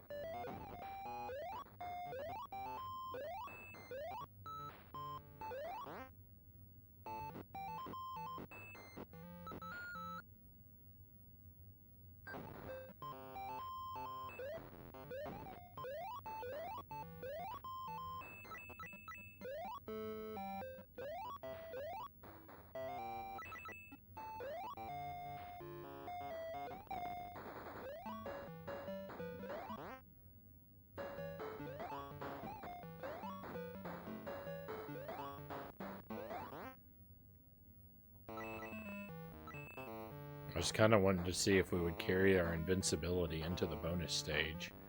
There's no reason why you would, you know, ever care to have it here, but you know, I was just curious if it would go away or not. And I think it did. I mean, it could have just coincidentally run out at the same time, but I think it went away.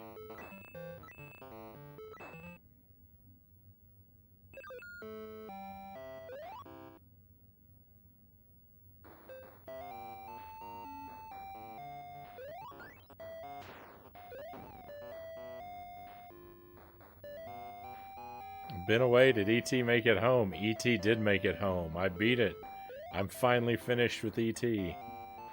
I can cut a victory reel and never think about it again.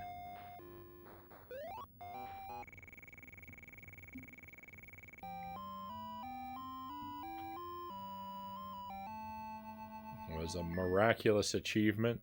The stream is a success for the night. Doesn't matter how anything else goes. Very well done. Thank you. Thank you, Black Fox.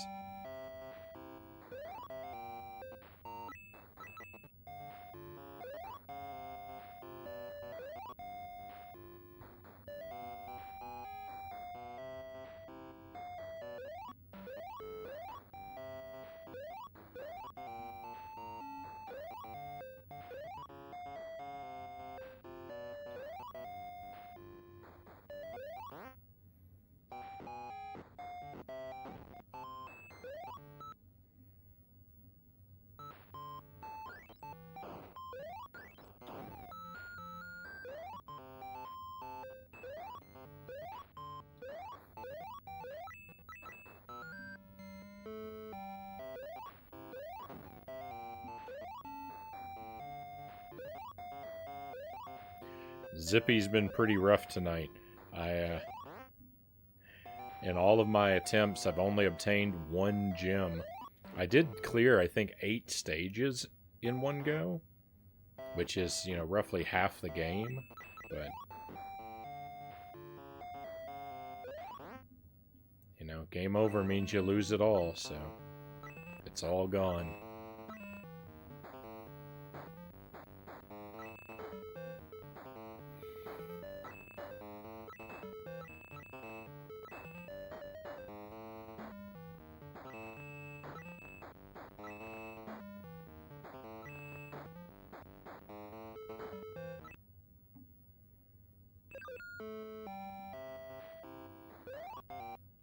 Oh, I think maybe we might have rolled over into an extra life. I'm not sure. Either that or I only collected 4 rings in the bonus stage. I guess it could technically be either. Why didn't that second enemy get defeated? It's weird.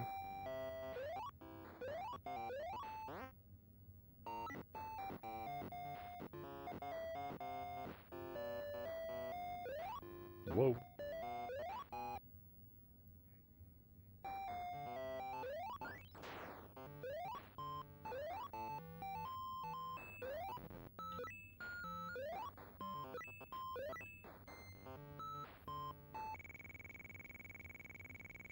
On very rare occasions,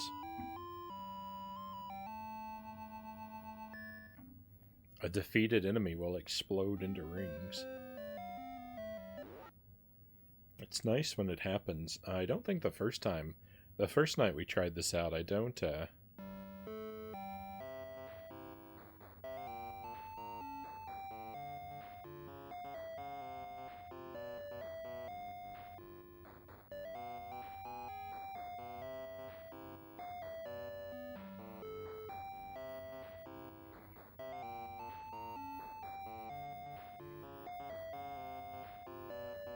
Whoa, what?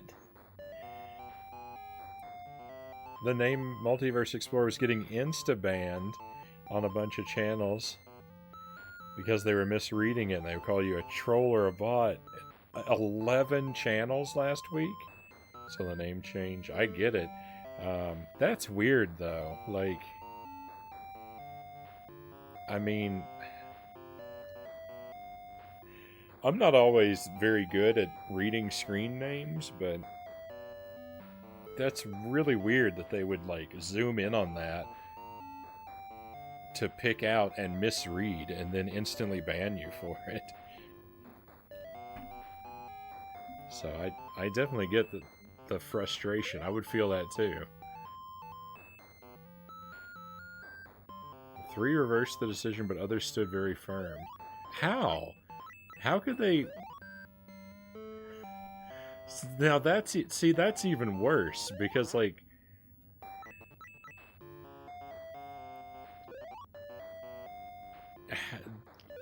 That's just, like, willful dumbness.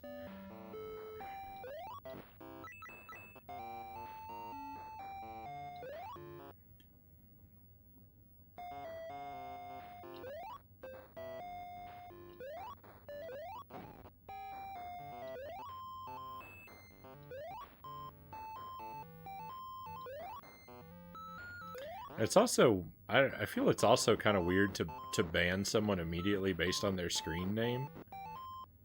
I mean, there are people that come to the chat sometimes and they have screen names that, like, I don't really want to read out loud, and so I just, you know, I just won't read the full screen name, or I'll abbreviate it, or, you know, something like that, typically.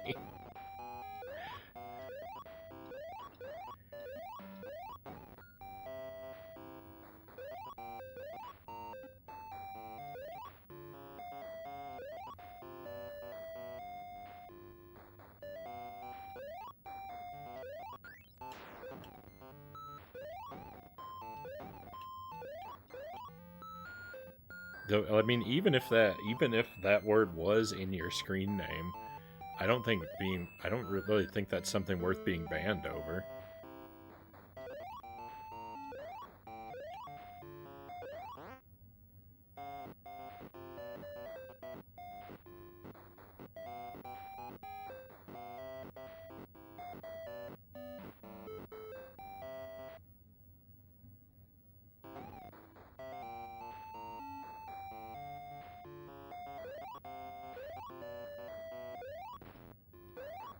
Necessarily. Well, I don't know. I'm gonna walk that opinion back just a little bit, because I don't know that if I don't necessarily know I would want that. I don't necessarily know that I would want that word repeating a whole lot in my chat. I don't know. I'd have to think about that.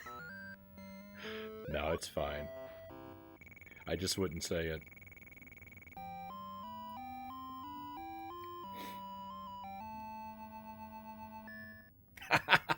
Exactly. Exactly. At that point, I was like, your loss. I'm kind of fun to have around.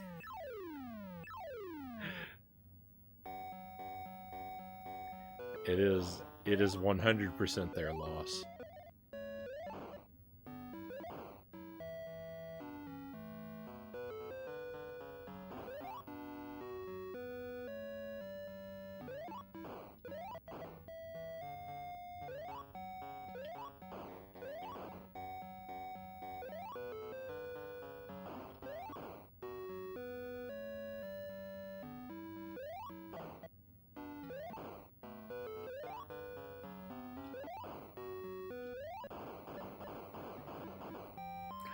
It's a little bit conflicted. It's a little bit conflicted on my opinion there for a moment, because, you know, I like to keep my chat to be you know, fairly clean. You know, it doesn't have to be quite as clean as, you know, what I'm saying on stream, but I prefer that it not get too out of control content wise.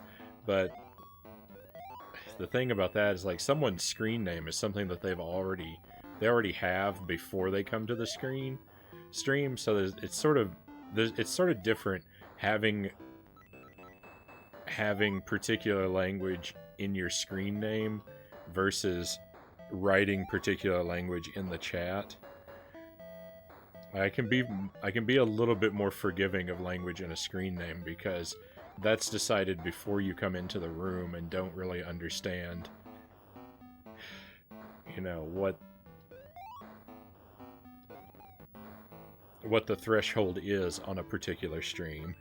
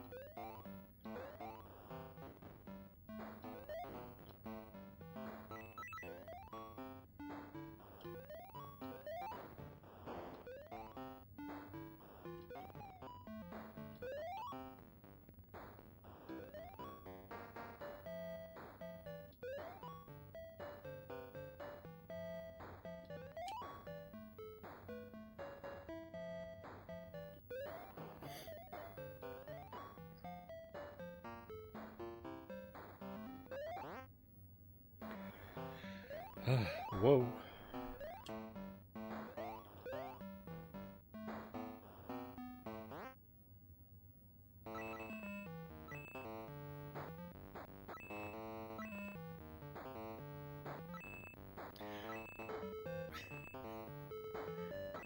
But to imagine a word is in someone's screen name, ban them for it, and then to stick to that decision, you know, even after you've had ample time to discover that you were mistaken, is really absurd. Oh, what's this? Finally started working on my jukebox, dug in and found a blown resistor from 72 that I can't identify, so I'm hunting around to identify it. I agree, and other channels have openly misread it and said sorry to me, and I'm like, no worries, it happens so often.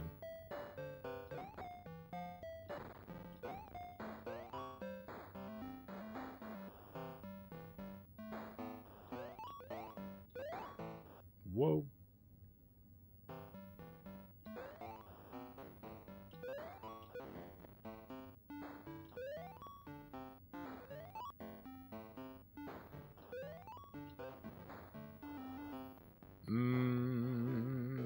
I'm not gonna go down there. I made it past the harpoon. I should be happy with that. Yeah, why tempt fate right at the end of the level?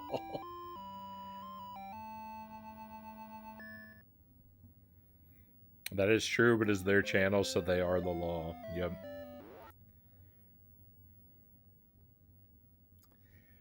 That's true. That doesn't mean we can't sit here and shake our heads at them from afar, though.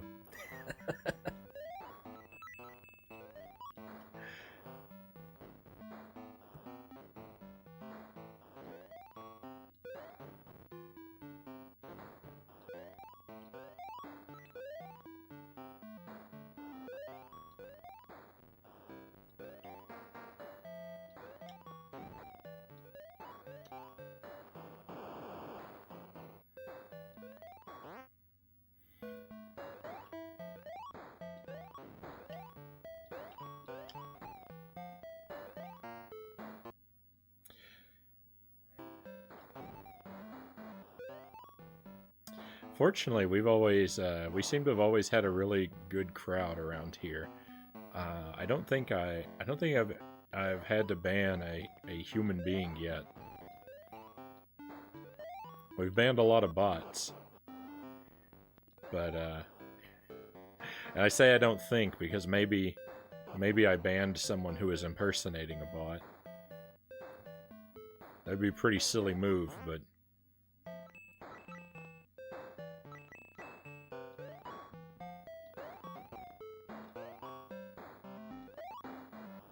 There was one person that we banned that I'm not sure. I'm not sure if it was a human or a bot because they were being very strange.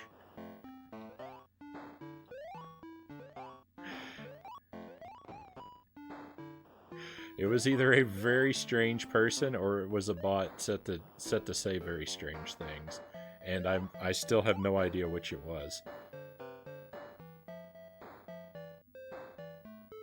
And I think I've only ever issued 3 timeouts.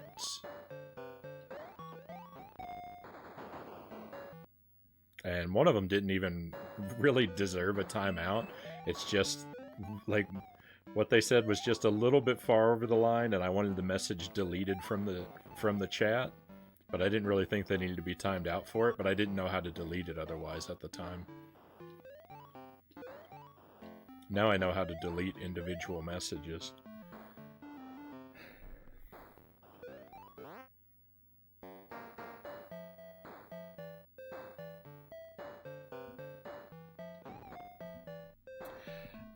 So did you see any new games that gave you pause? This is aimed at all of your chat, not just Agent Frownie. If you're talking about like the Game Awards and all of the like announcements surrounding it, I'm sorry, I haven't followed it at all, Black Fox, so I couldn't tell you.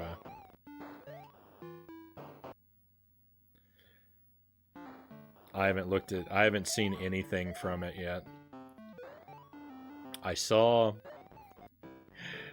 I saw that a couple Sonic trailers have been released, but I didn't watch either of them. I think one for the movie and one for a new game.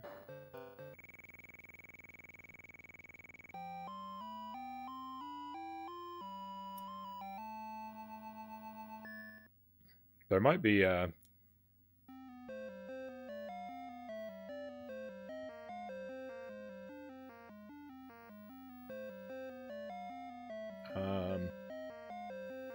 oh, I was gonna say there are probably some people floating around the chat who have actually kept up and have opinions about that stuff, but you might not get any responses because it's been kind of quiet tonight. We've got a lot of people lurking, which is fine. I'm happy to have lurkers, but it's been a little bit slow in the chat overall. Sparrow is back. It says, okay, he says, okay, so wow, this has been fun. E.T. Victory music. Victory music.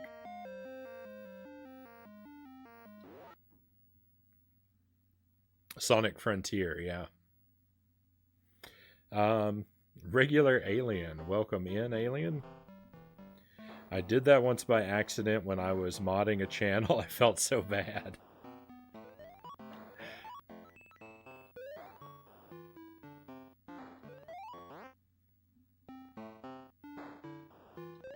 Yeah, and the person that I sort of semi-accidentally timed out, they took it in good humor, so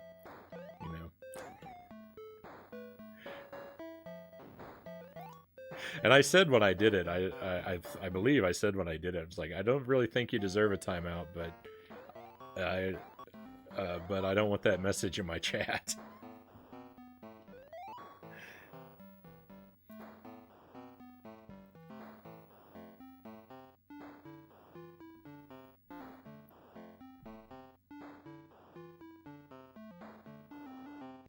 Yes, you finished it after all. I appreciate you. I appreciate you taking that as inspiration and going in the direction of victory. It calls for a victory theme. Yes. Oh man, that's. I mean, when you count like how little gameplay there is in that game versus how many hours I spent on it, that is like one of the greater victories that we've had.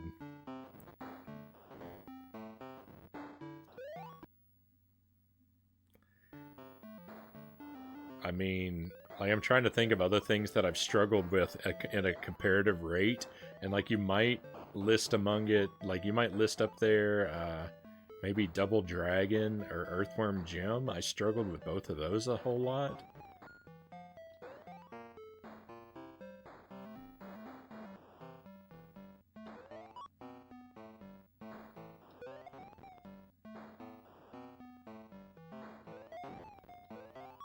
But I think E.T. might have been the roughest. Hey, thanks. Glad to be here. Just laying down and watching. And yes, so did the person. They were cool about it at least. Right on. Yeah, that's good.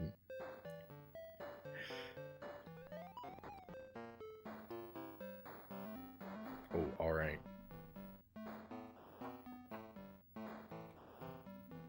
Oh, does that mean it's done, Sparrow? That's the fastest I've ever made a song. I demand you check it out on stream, but I understand if you say no. Yeah, I'm gonna try and check it out. It's done. I'm gonna try and see if I could figure out how to play it on the stream. I don't know.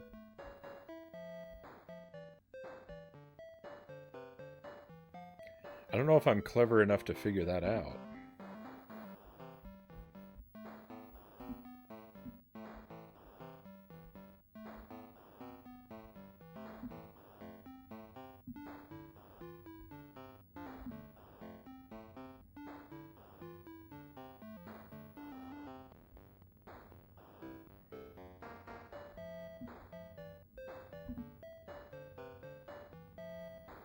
think if you play it, we'll hear it too. Um, I don't think so because sometimes like I'll play a stream in a browser window and you guys don't hear it. I don't think you do any, or like I'll have my own stream accidentally playing with audio in a browser window, and I don't think and I hear an echo because of it, but I don't think you guys do.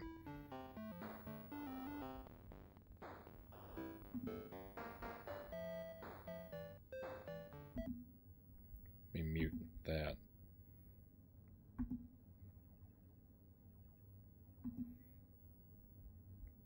That was really loud. So I just played like a second of it, but I don't think you guys heard anything, right?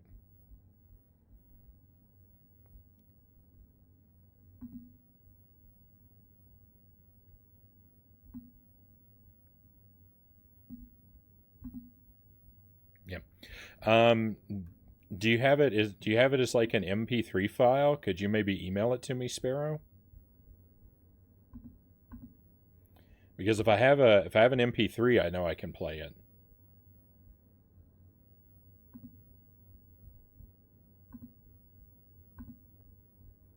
Okay.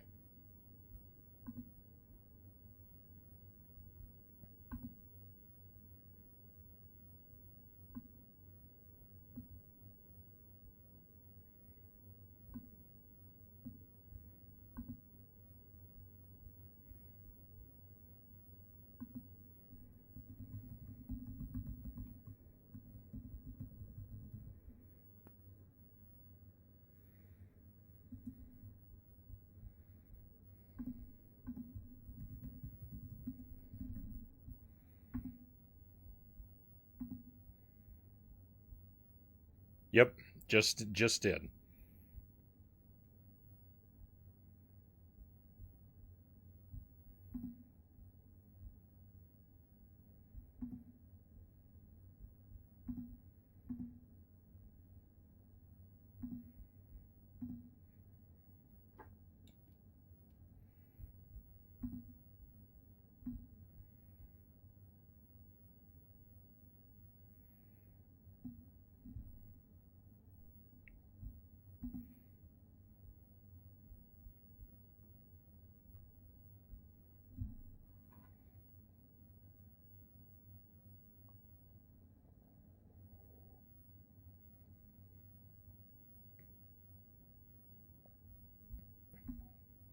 Sent just now, right on. I'm gonna sit here and just kind of hit refresh for a moment.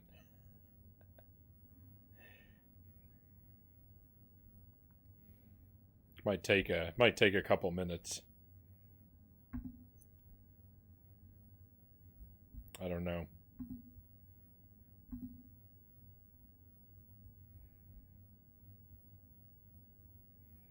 You are emailing it all the way from Australia after all. Ah, here it is.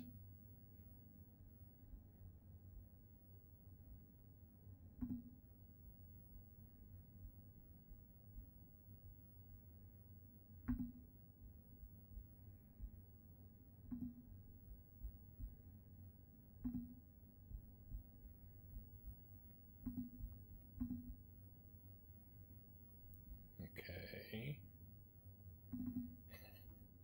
I just gotta figure out where it downloads to and put it where I would like to have it. The anticipation is building.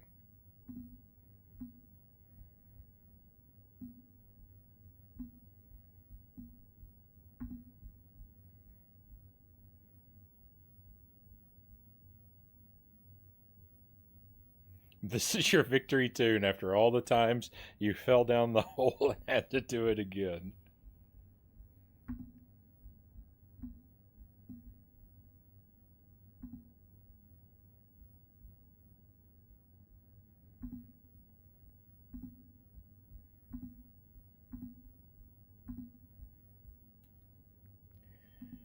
Okay, now that will make sense shortly. Okay, so this is from Sparrow. This is our Atari ET music remix slash a victory theme.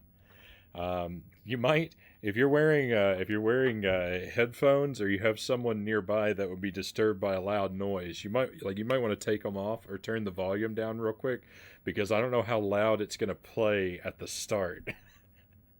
It might blow your ears out with the first couple notes before I get it to a correct level. I can't slide the volume until it starts to play. So just be careful, my friends.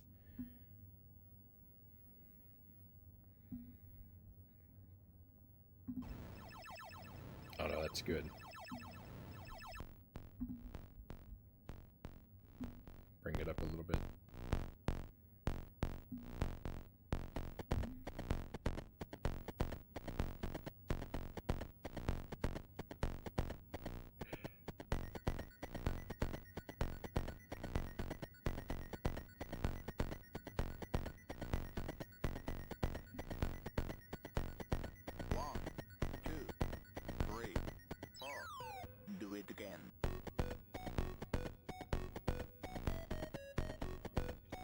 Do it again.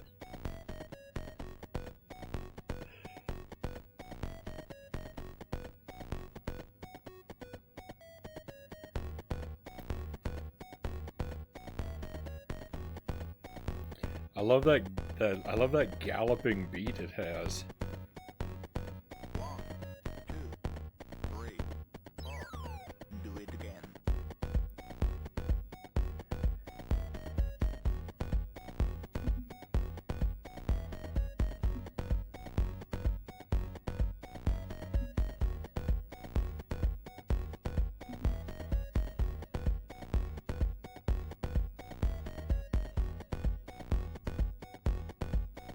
I know. That sound effect's from the game. Yeah, it's the walking sound. But like it's music now.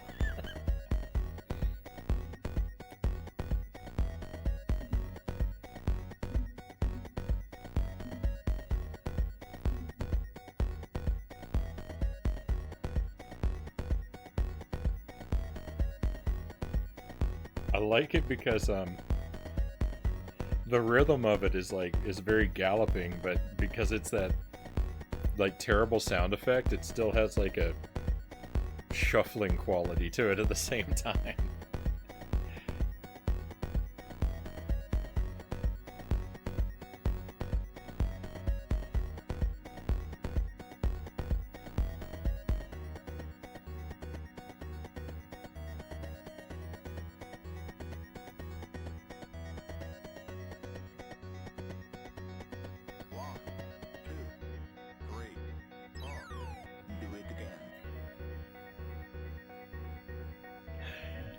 I don't know if it comes through with a stereo separation for you guys, but it's nice too how the numbers go on either side. It's a small thing, but it's a good thing.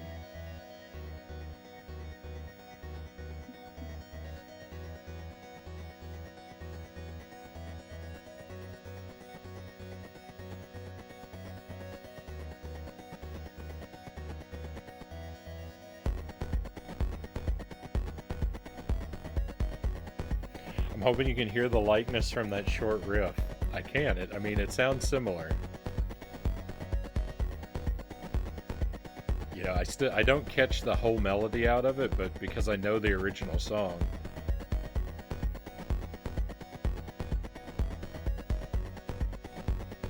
I can hear the seed of it.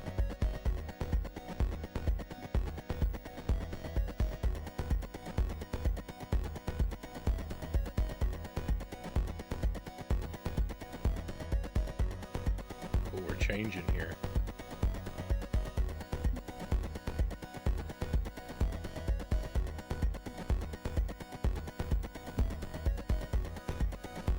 I actually need to pull my sock hat out of my ears so I can hear a little bit better even.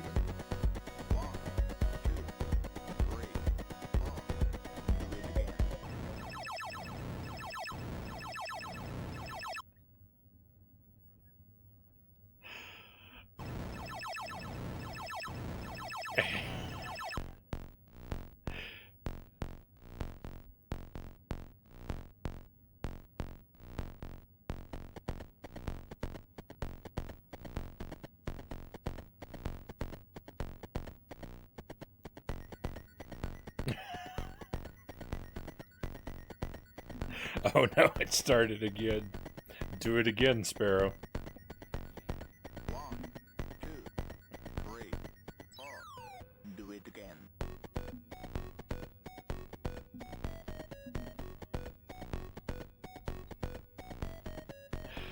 Oh, that's really good. I really like this.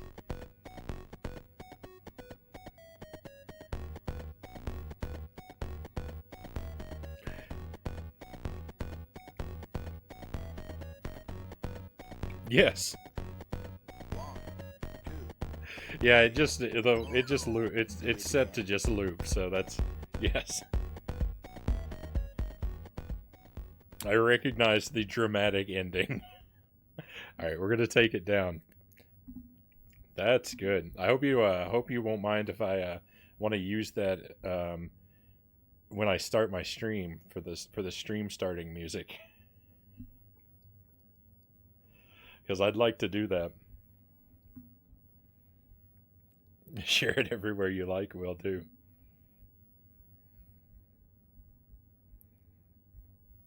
Oh, that is fun.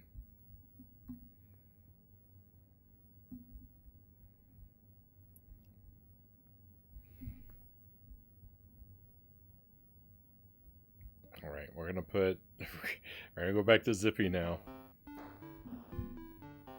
Some now very lackluster seeming Atari tunes.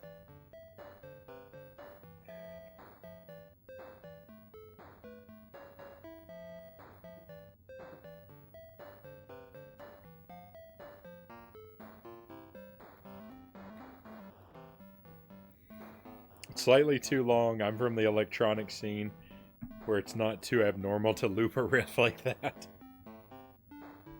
It is a different sort of like you have to have a sort of a different expectation for this sort of electronic music.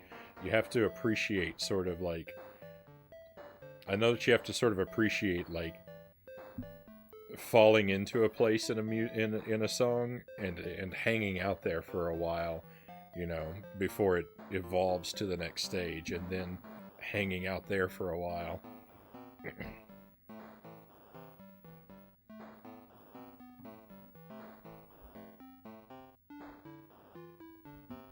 Rather than sort of your typical radio length, you know, like 2.5 to 3 minutes.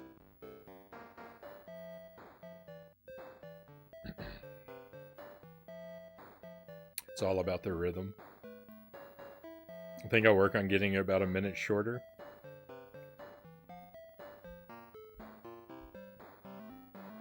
I'll take a listen to it when you do, but I think I'll probably stick with the. I think I'll probably prefer to stick with the longer version.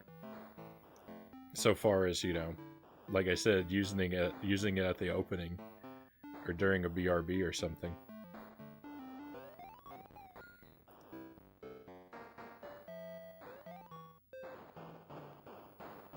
What a night. A glorious victory, a celebratory song to go along with it. It buys you some time. Exactly.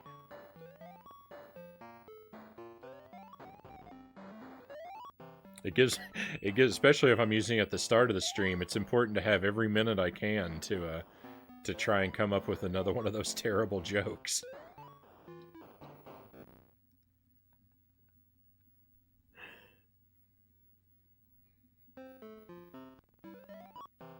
No, don't Zippy. Don't fall immediately down there.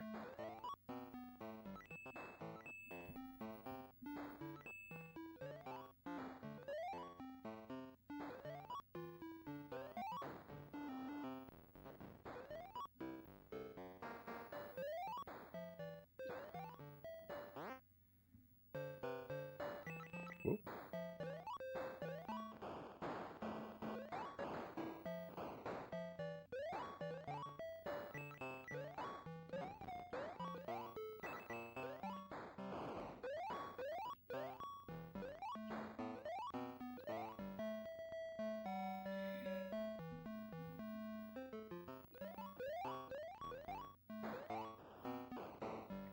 No, this again.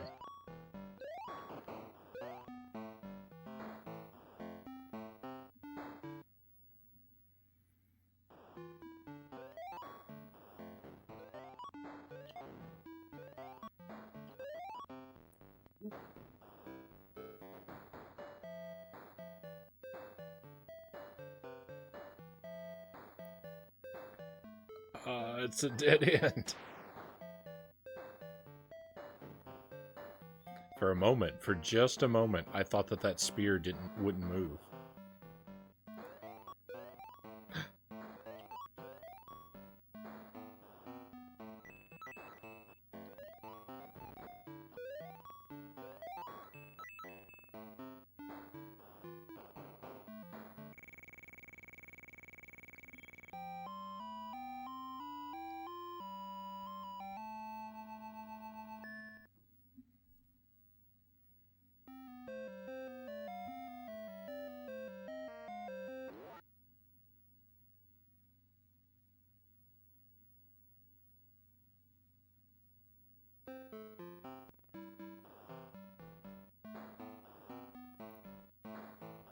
I was just taking a moment there to think about what lies ahead for us.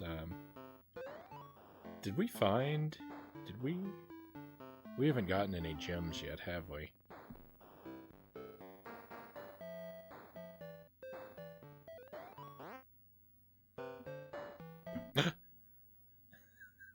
No!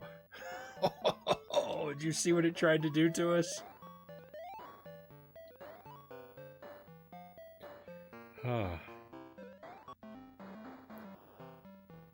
Where'd the switch go?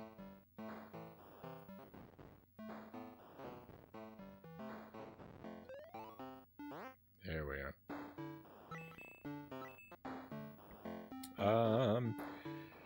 Agent Frownie, how did you get this game? This game came from Sparrow, actually. I mean, he funded it.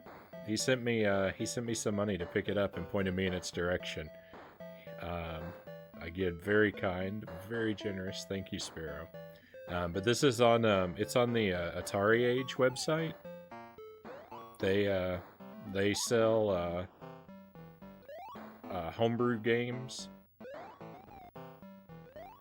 on cartridges.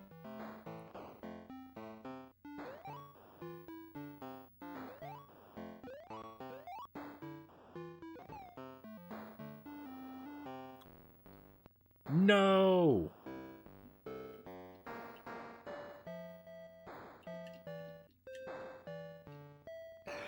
And so I ordered this from there.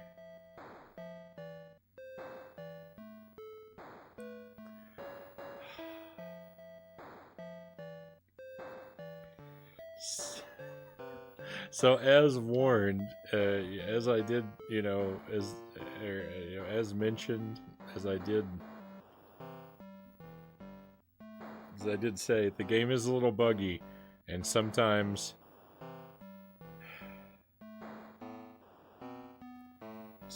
bad things happen to you, and you get soft locked. Did the music slow down? Sparrow, you magnificent earthbound creature.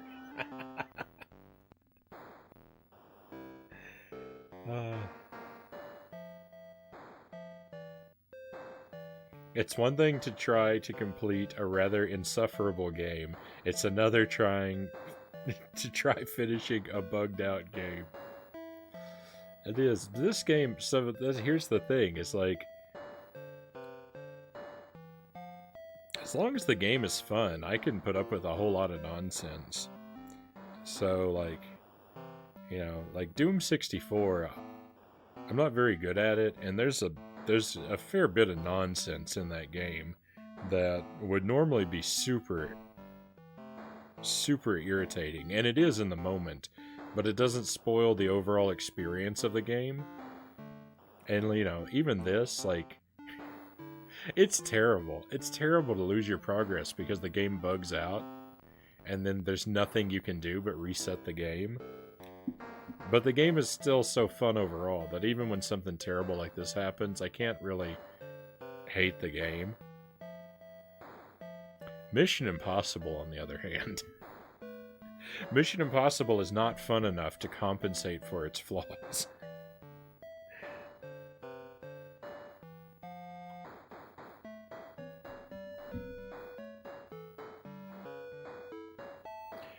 Ah, Hooked on Pot, thank you for the pistachios.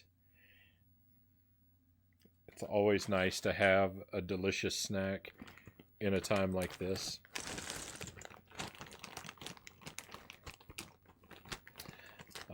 Master Tuesday says, I know this is off topic, but I'm playing Hexit 2, an RPG-esque Minecraft mod pack. I have an item called the Emperor's Chalice, which fills my hunger meter by draining my health.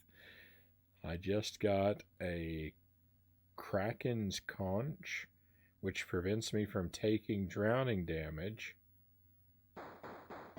Guess how the Emperor's Chalice drains my health. What?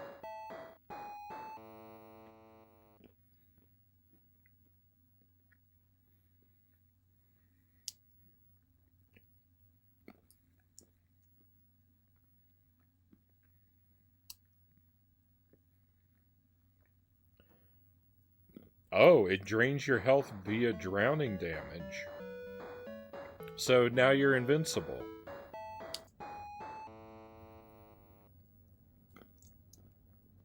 Is that what you're getting at?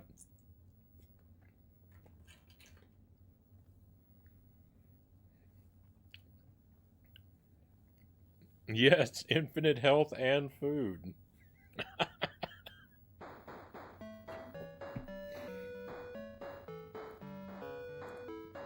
What do you think? Did someone not think those items through very well?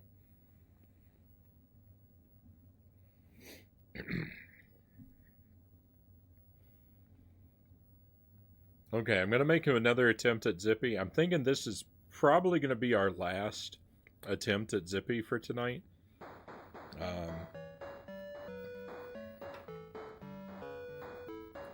We'll give it another go. We'll try to give it a solid effort.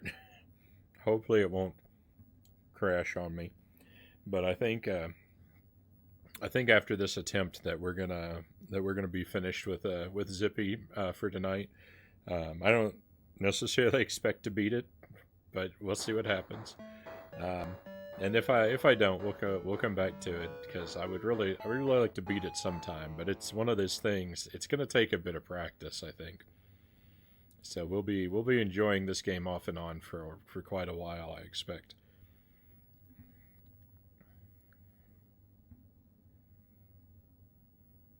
Oh.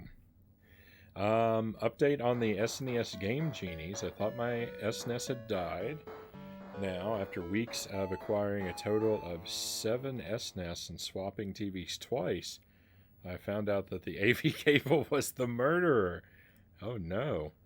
You mean it's caused the AV cable has messed up your SNES, or that it was just bad, making it appear to be messed up?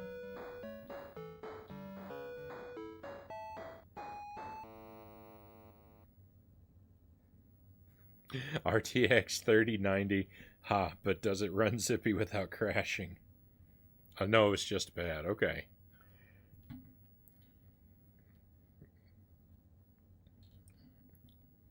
That's a little bit better than the scenario I was imagining. Master Tuesday says they're extremely rare, so I'd call it fair. It isn't completely game breaking either. There's a good chunk of enemies that can still kill me quickly. Just means I'm set up for endurance though.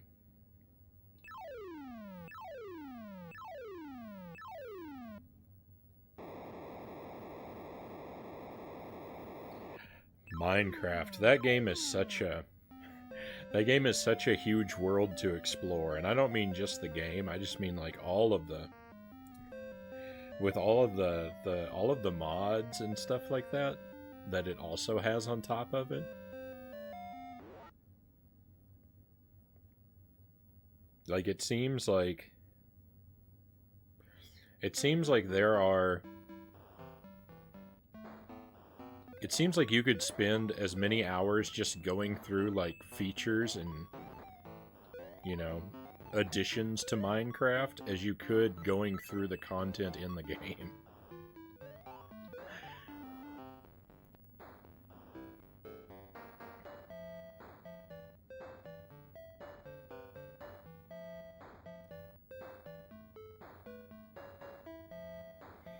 I thought I was just having the absolute worst SNES luck I've ever had, but nope. All but one work, and it's the second edition Super NES. I've never seen a second edition Super NES in person. I have one, two. I have 3 or 4 Super Nintendos. I don't remember exactly. I think I have 2. I have 2 that are put together, and I have 2 that are taken apart. But the taken apart ones, I have all the parts. It would just be a matter of assembly, which I never get around to.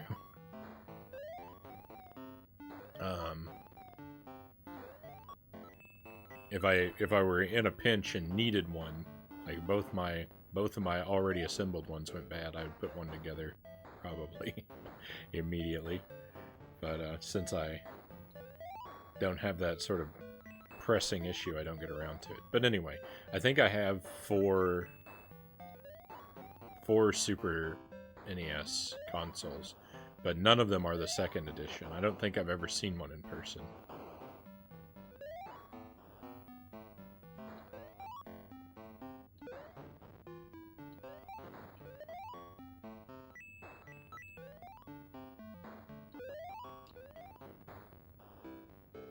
I have a second edition Super NES controller.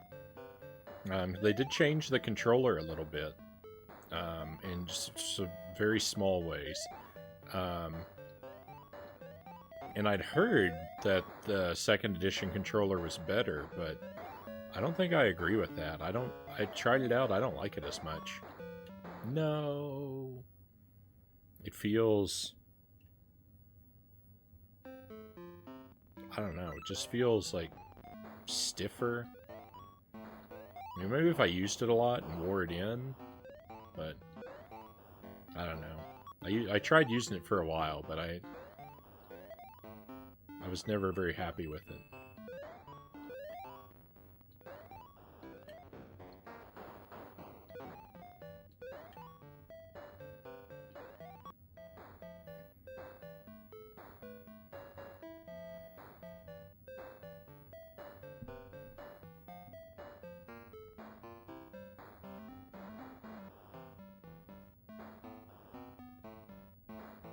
I have a Blade server in my shed with 64 gigs of RAM, 8 terabytes of storage, and an Intel 8-core Xenon for our Minecraft server.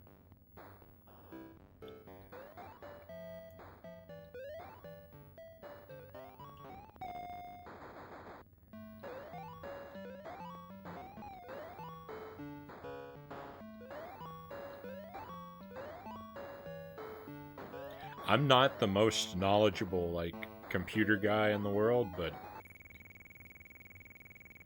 those are some big numbers.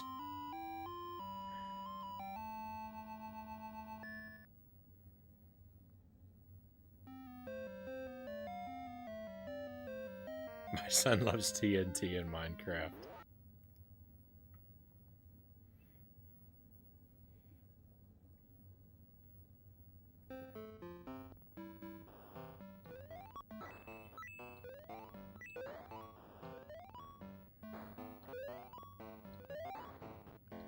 Who doesn't? Who doesn't love a good video game explosive, right? I think I've crafted TNT in Minecraft before. Matter of fact, I know I have, but not very much.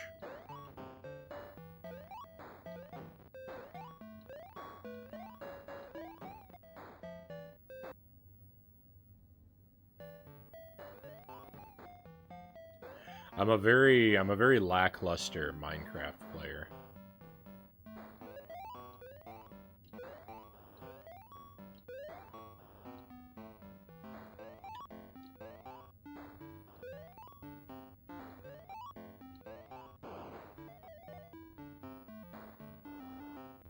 Whenever I play Minecraft, all I end up doing is building a treehouse and then filling it full of chests that I hoard resources in that I never get around to using.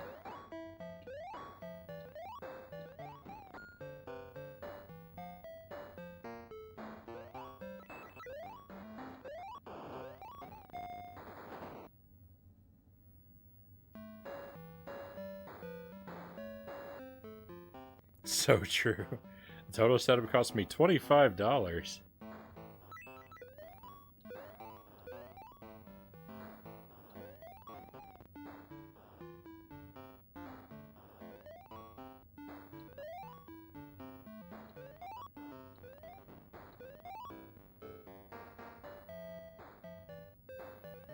Your ability to find low cost tech is like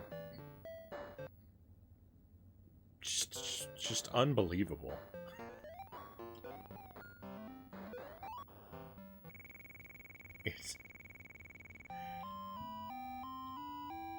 It's amazing.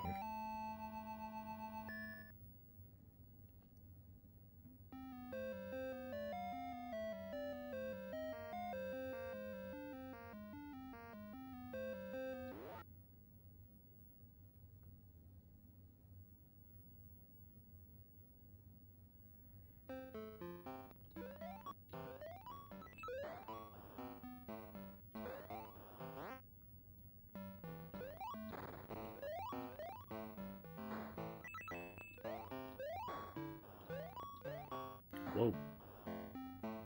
Oh, there's rings up there this time.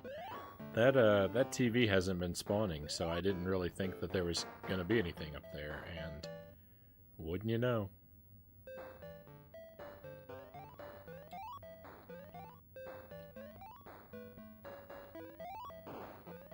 I didn't try to get up there, and I missed out. I know these. I know the fish enemies have an amusing name, but I don't remember what it was. At least I think they're the ones that I was remembering. The manual names all of the enemies.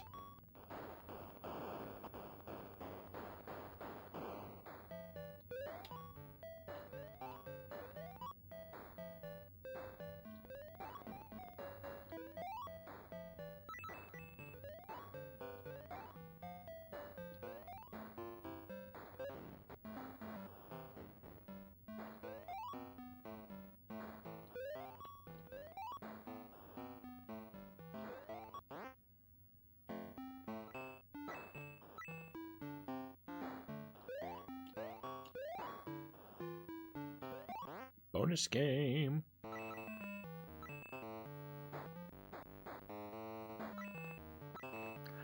I'm going right between the rings.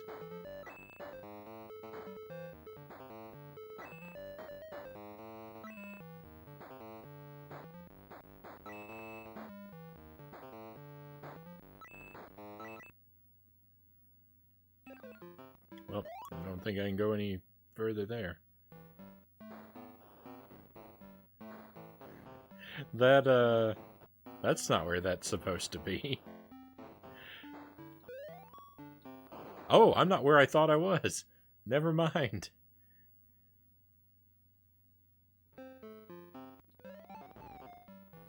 It wouldn't have mattered. Even if I was where I thought I was, I probably would have died anyway.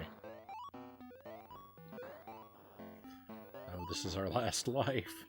I've got to get some 1-up or something. Maybe I was where I thought I was, and the area just didn't look like I remembered.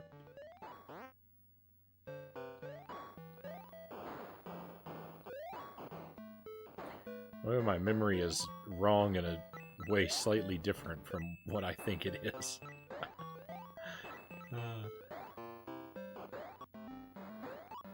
Go back in there. Oh.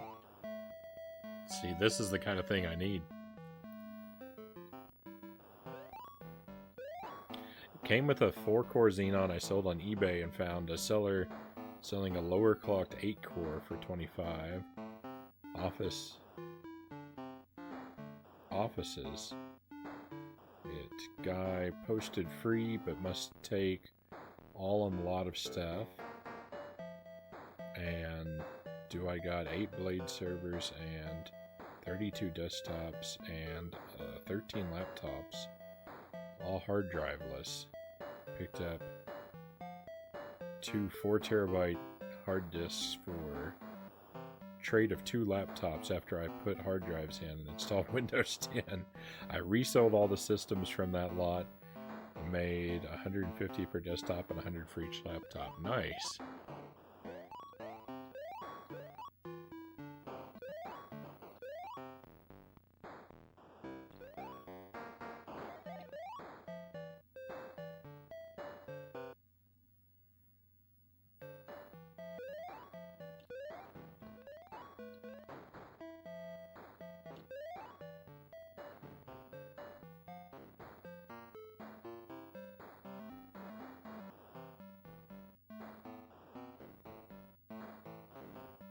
Put in the work, put in the hours.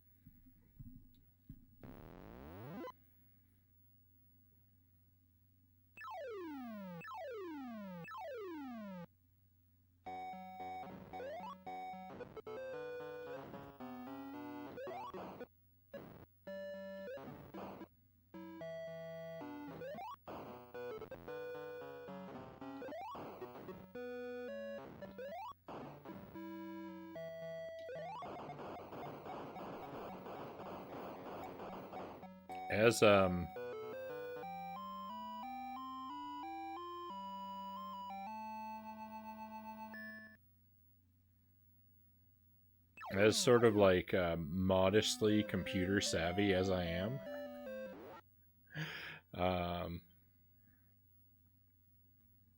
there was a time when there was a brief window in time when I thought that I actually might end up working like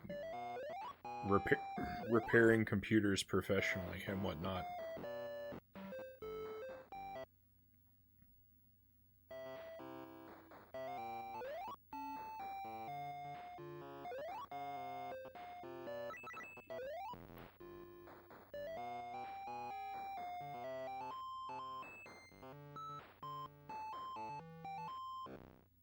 I was taking when I was in high school, I started taking a series of my high school offered a series of courses on computer hardware and software and focused on repair. And I took the first in the series of courses, but I only was able to take the first one, so I didn't get to go all that far because that teacher left the school, and then no one else. I don't know. No one else could teach the classes, I guess. So they just canceled the program. And I was pretty good. I was pretty good at it once upon a time. I did really well, and I really liked it. So I might have stuck with it if things had been slightly different.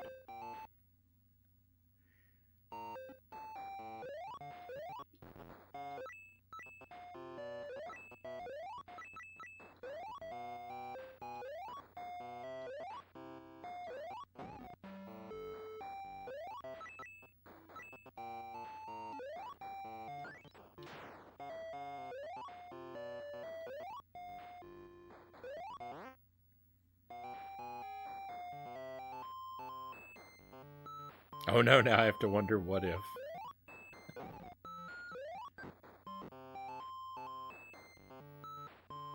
It's alright. I think everything turned out for me. It turned out well for me.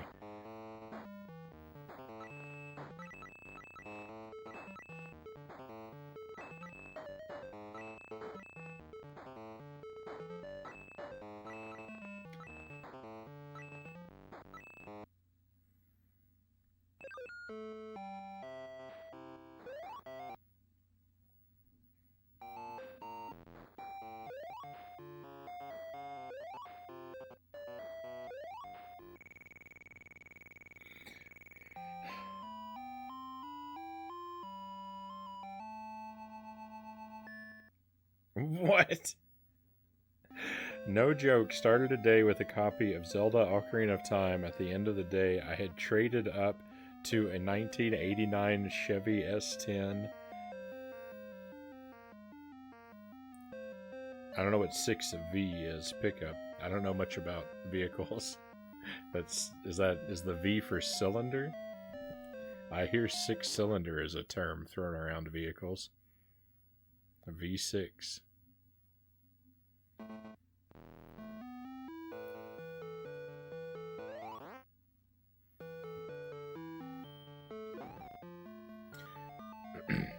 As dumb as I am about computers, it doesn't.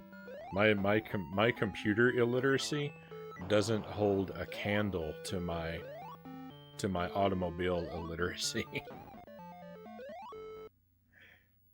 6-cylinder, yes.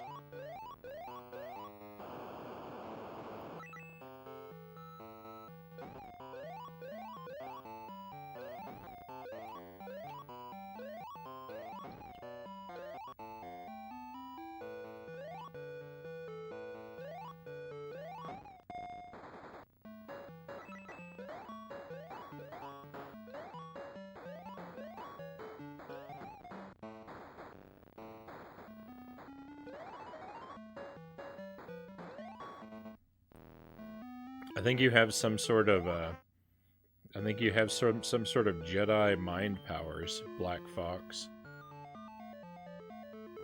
I picture you waving your hand in front of someone's face and saying, "You will accept the trade." And then they say, "Yes, I will accept the trade."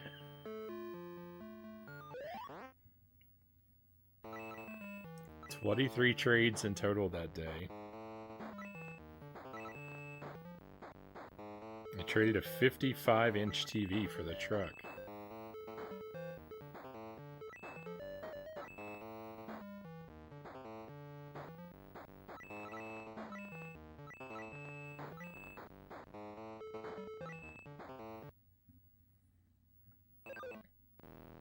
Yeah, I don't have any stories that compare to that.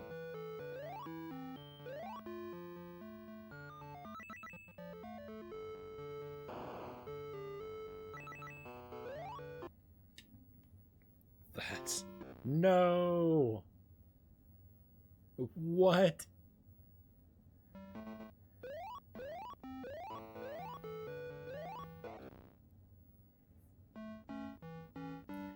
We get to continue at least.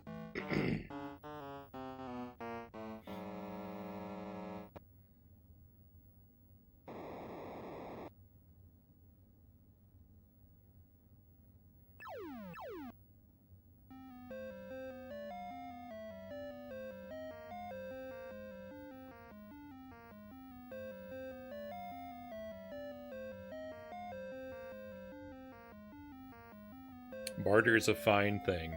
The truck wasn't stolen, it needed a fuel pump, and they didn't know that. It didn't even cross my mind that it might have been stolen.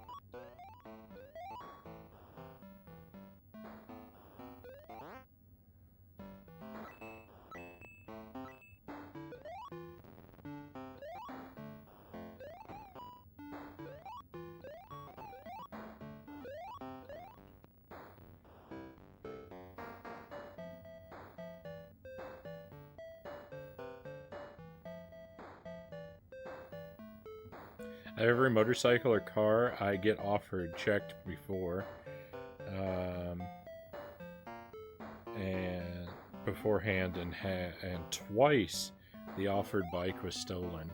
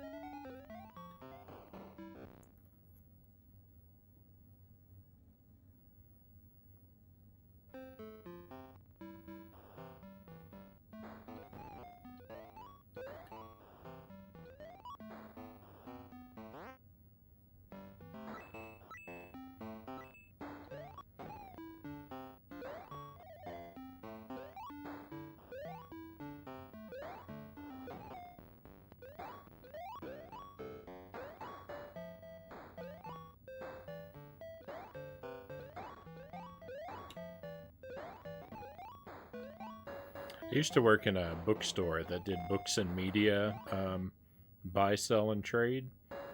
And people would come in and try and sell us stolen books sometimes. Like they would steal textbooks from a library. Or I think from a college library, and then try to sell them to us.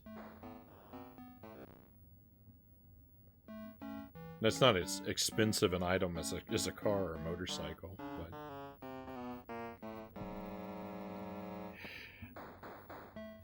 no, that's my example of someone trying to sell me stolen goods. All right, well, I just kind of fizzled out with Zippy tonight. We had a couple attempts that went really well, but then we had a lot, kind of like that last one, that just went kind of nowhere. It just feels like I barely even feel like I was playing.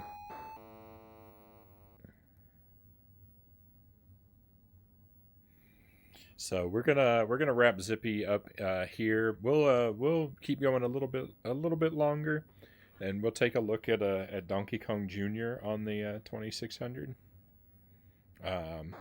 We've got about 20 minutes or so before our normal cutoff time. So we'll spend at least that on Donkey Kong Jr. Maybe a little bit more, maybe not. We'll see. I think I kind of feel like I am getting ready to wind down, but I do wanna check this one out before we do. Not going to jail for someone else, and no one is taking my kids from me. My typing is trash tonight, no worries. And I hear that black fox.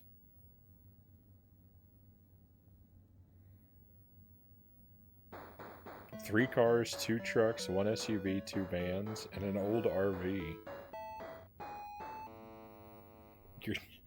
Your driveway must look like a parking lot.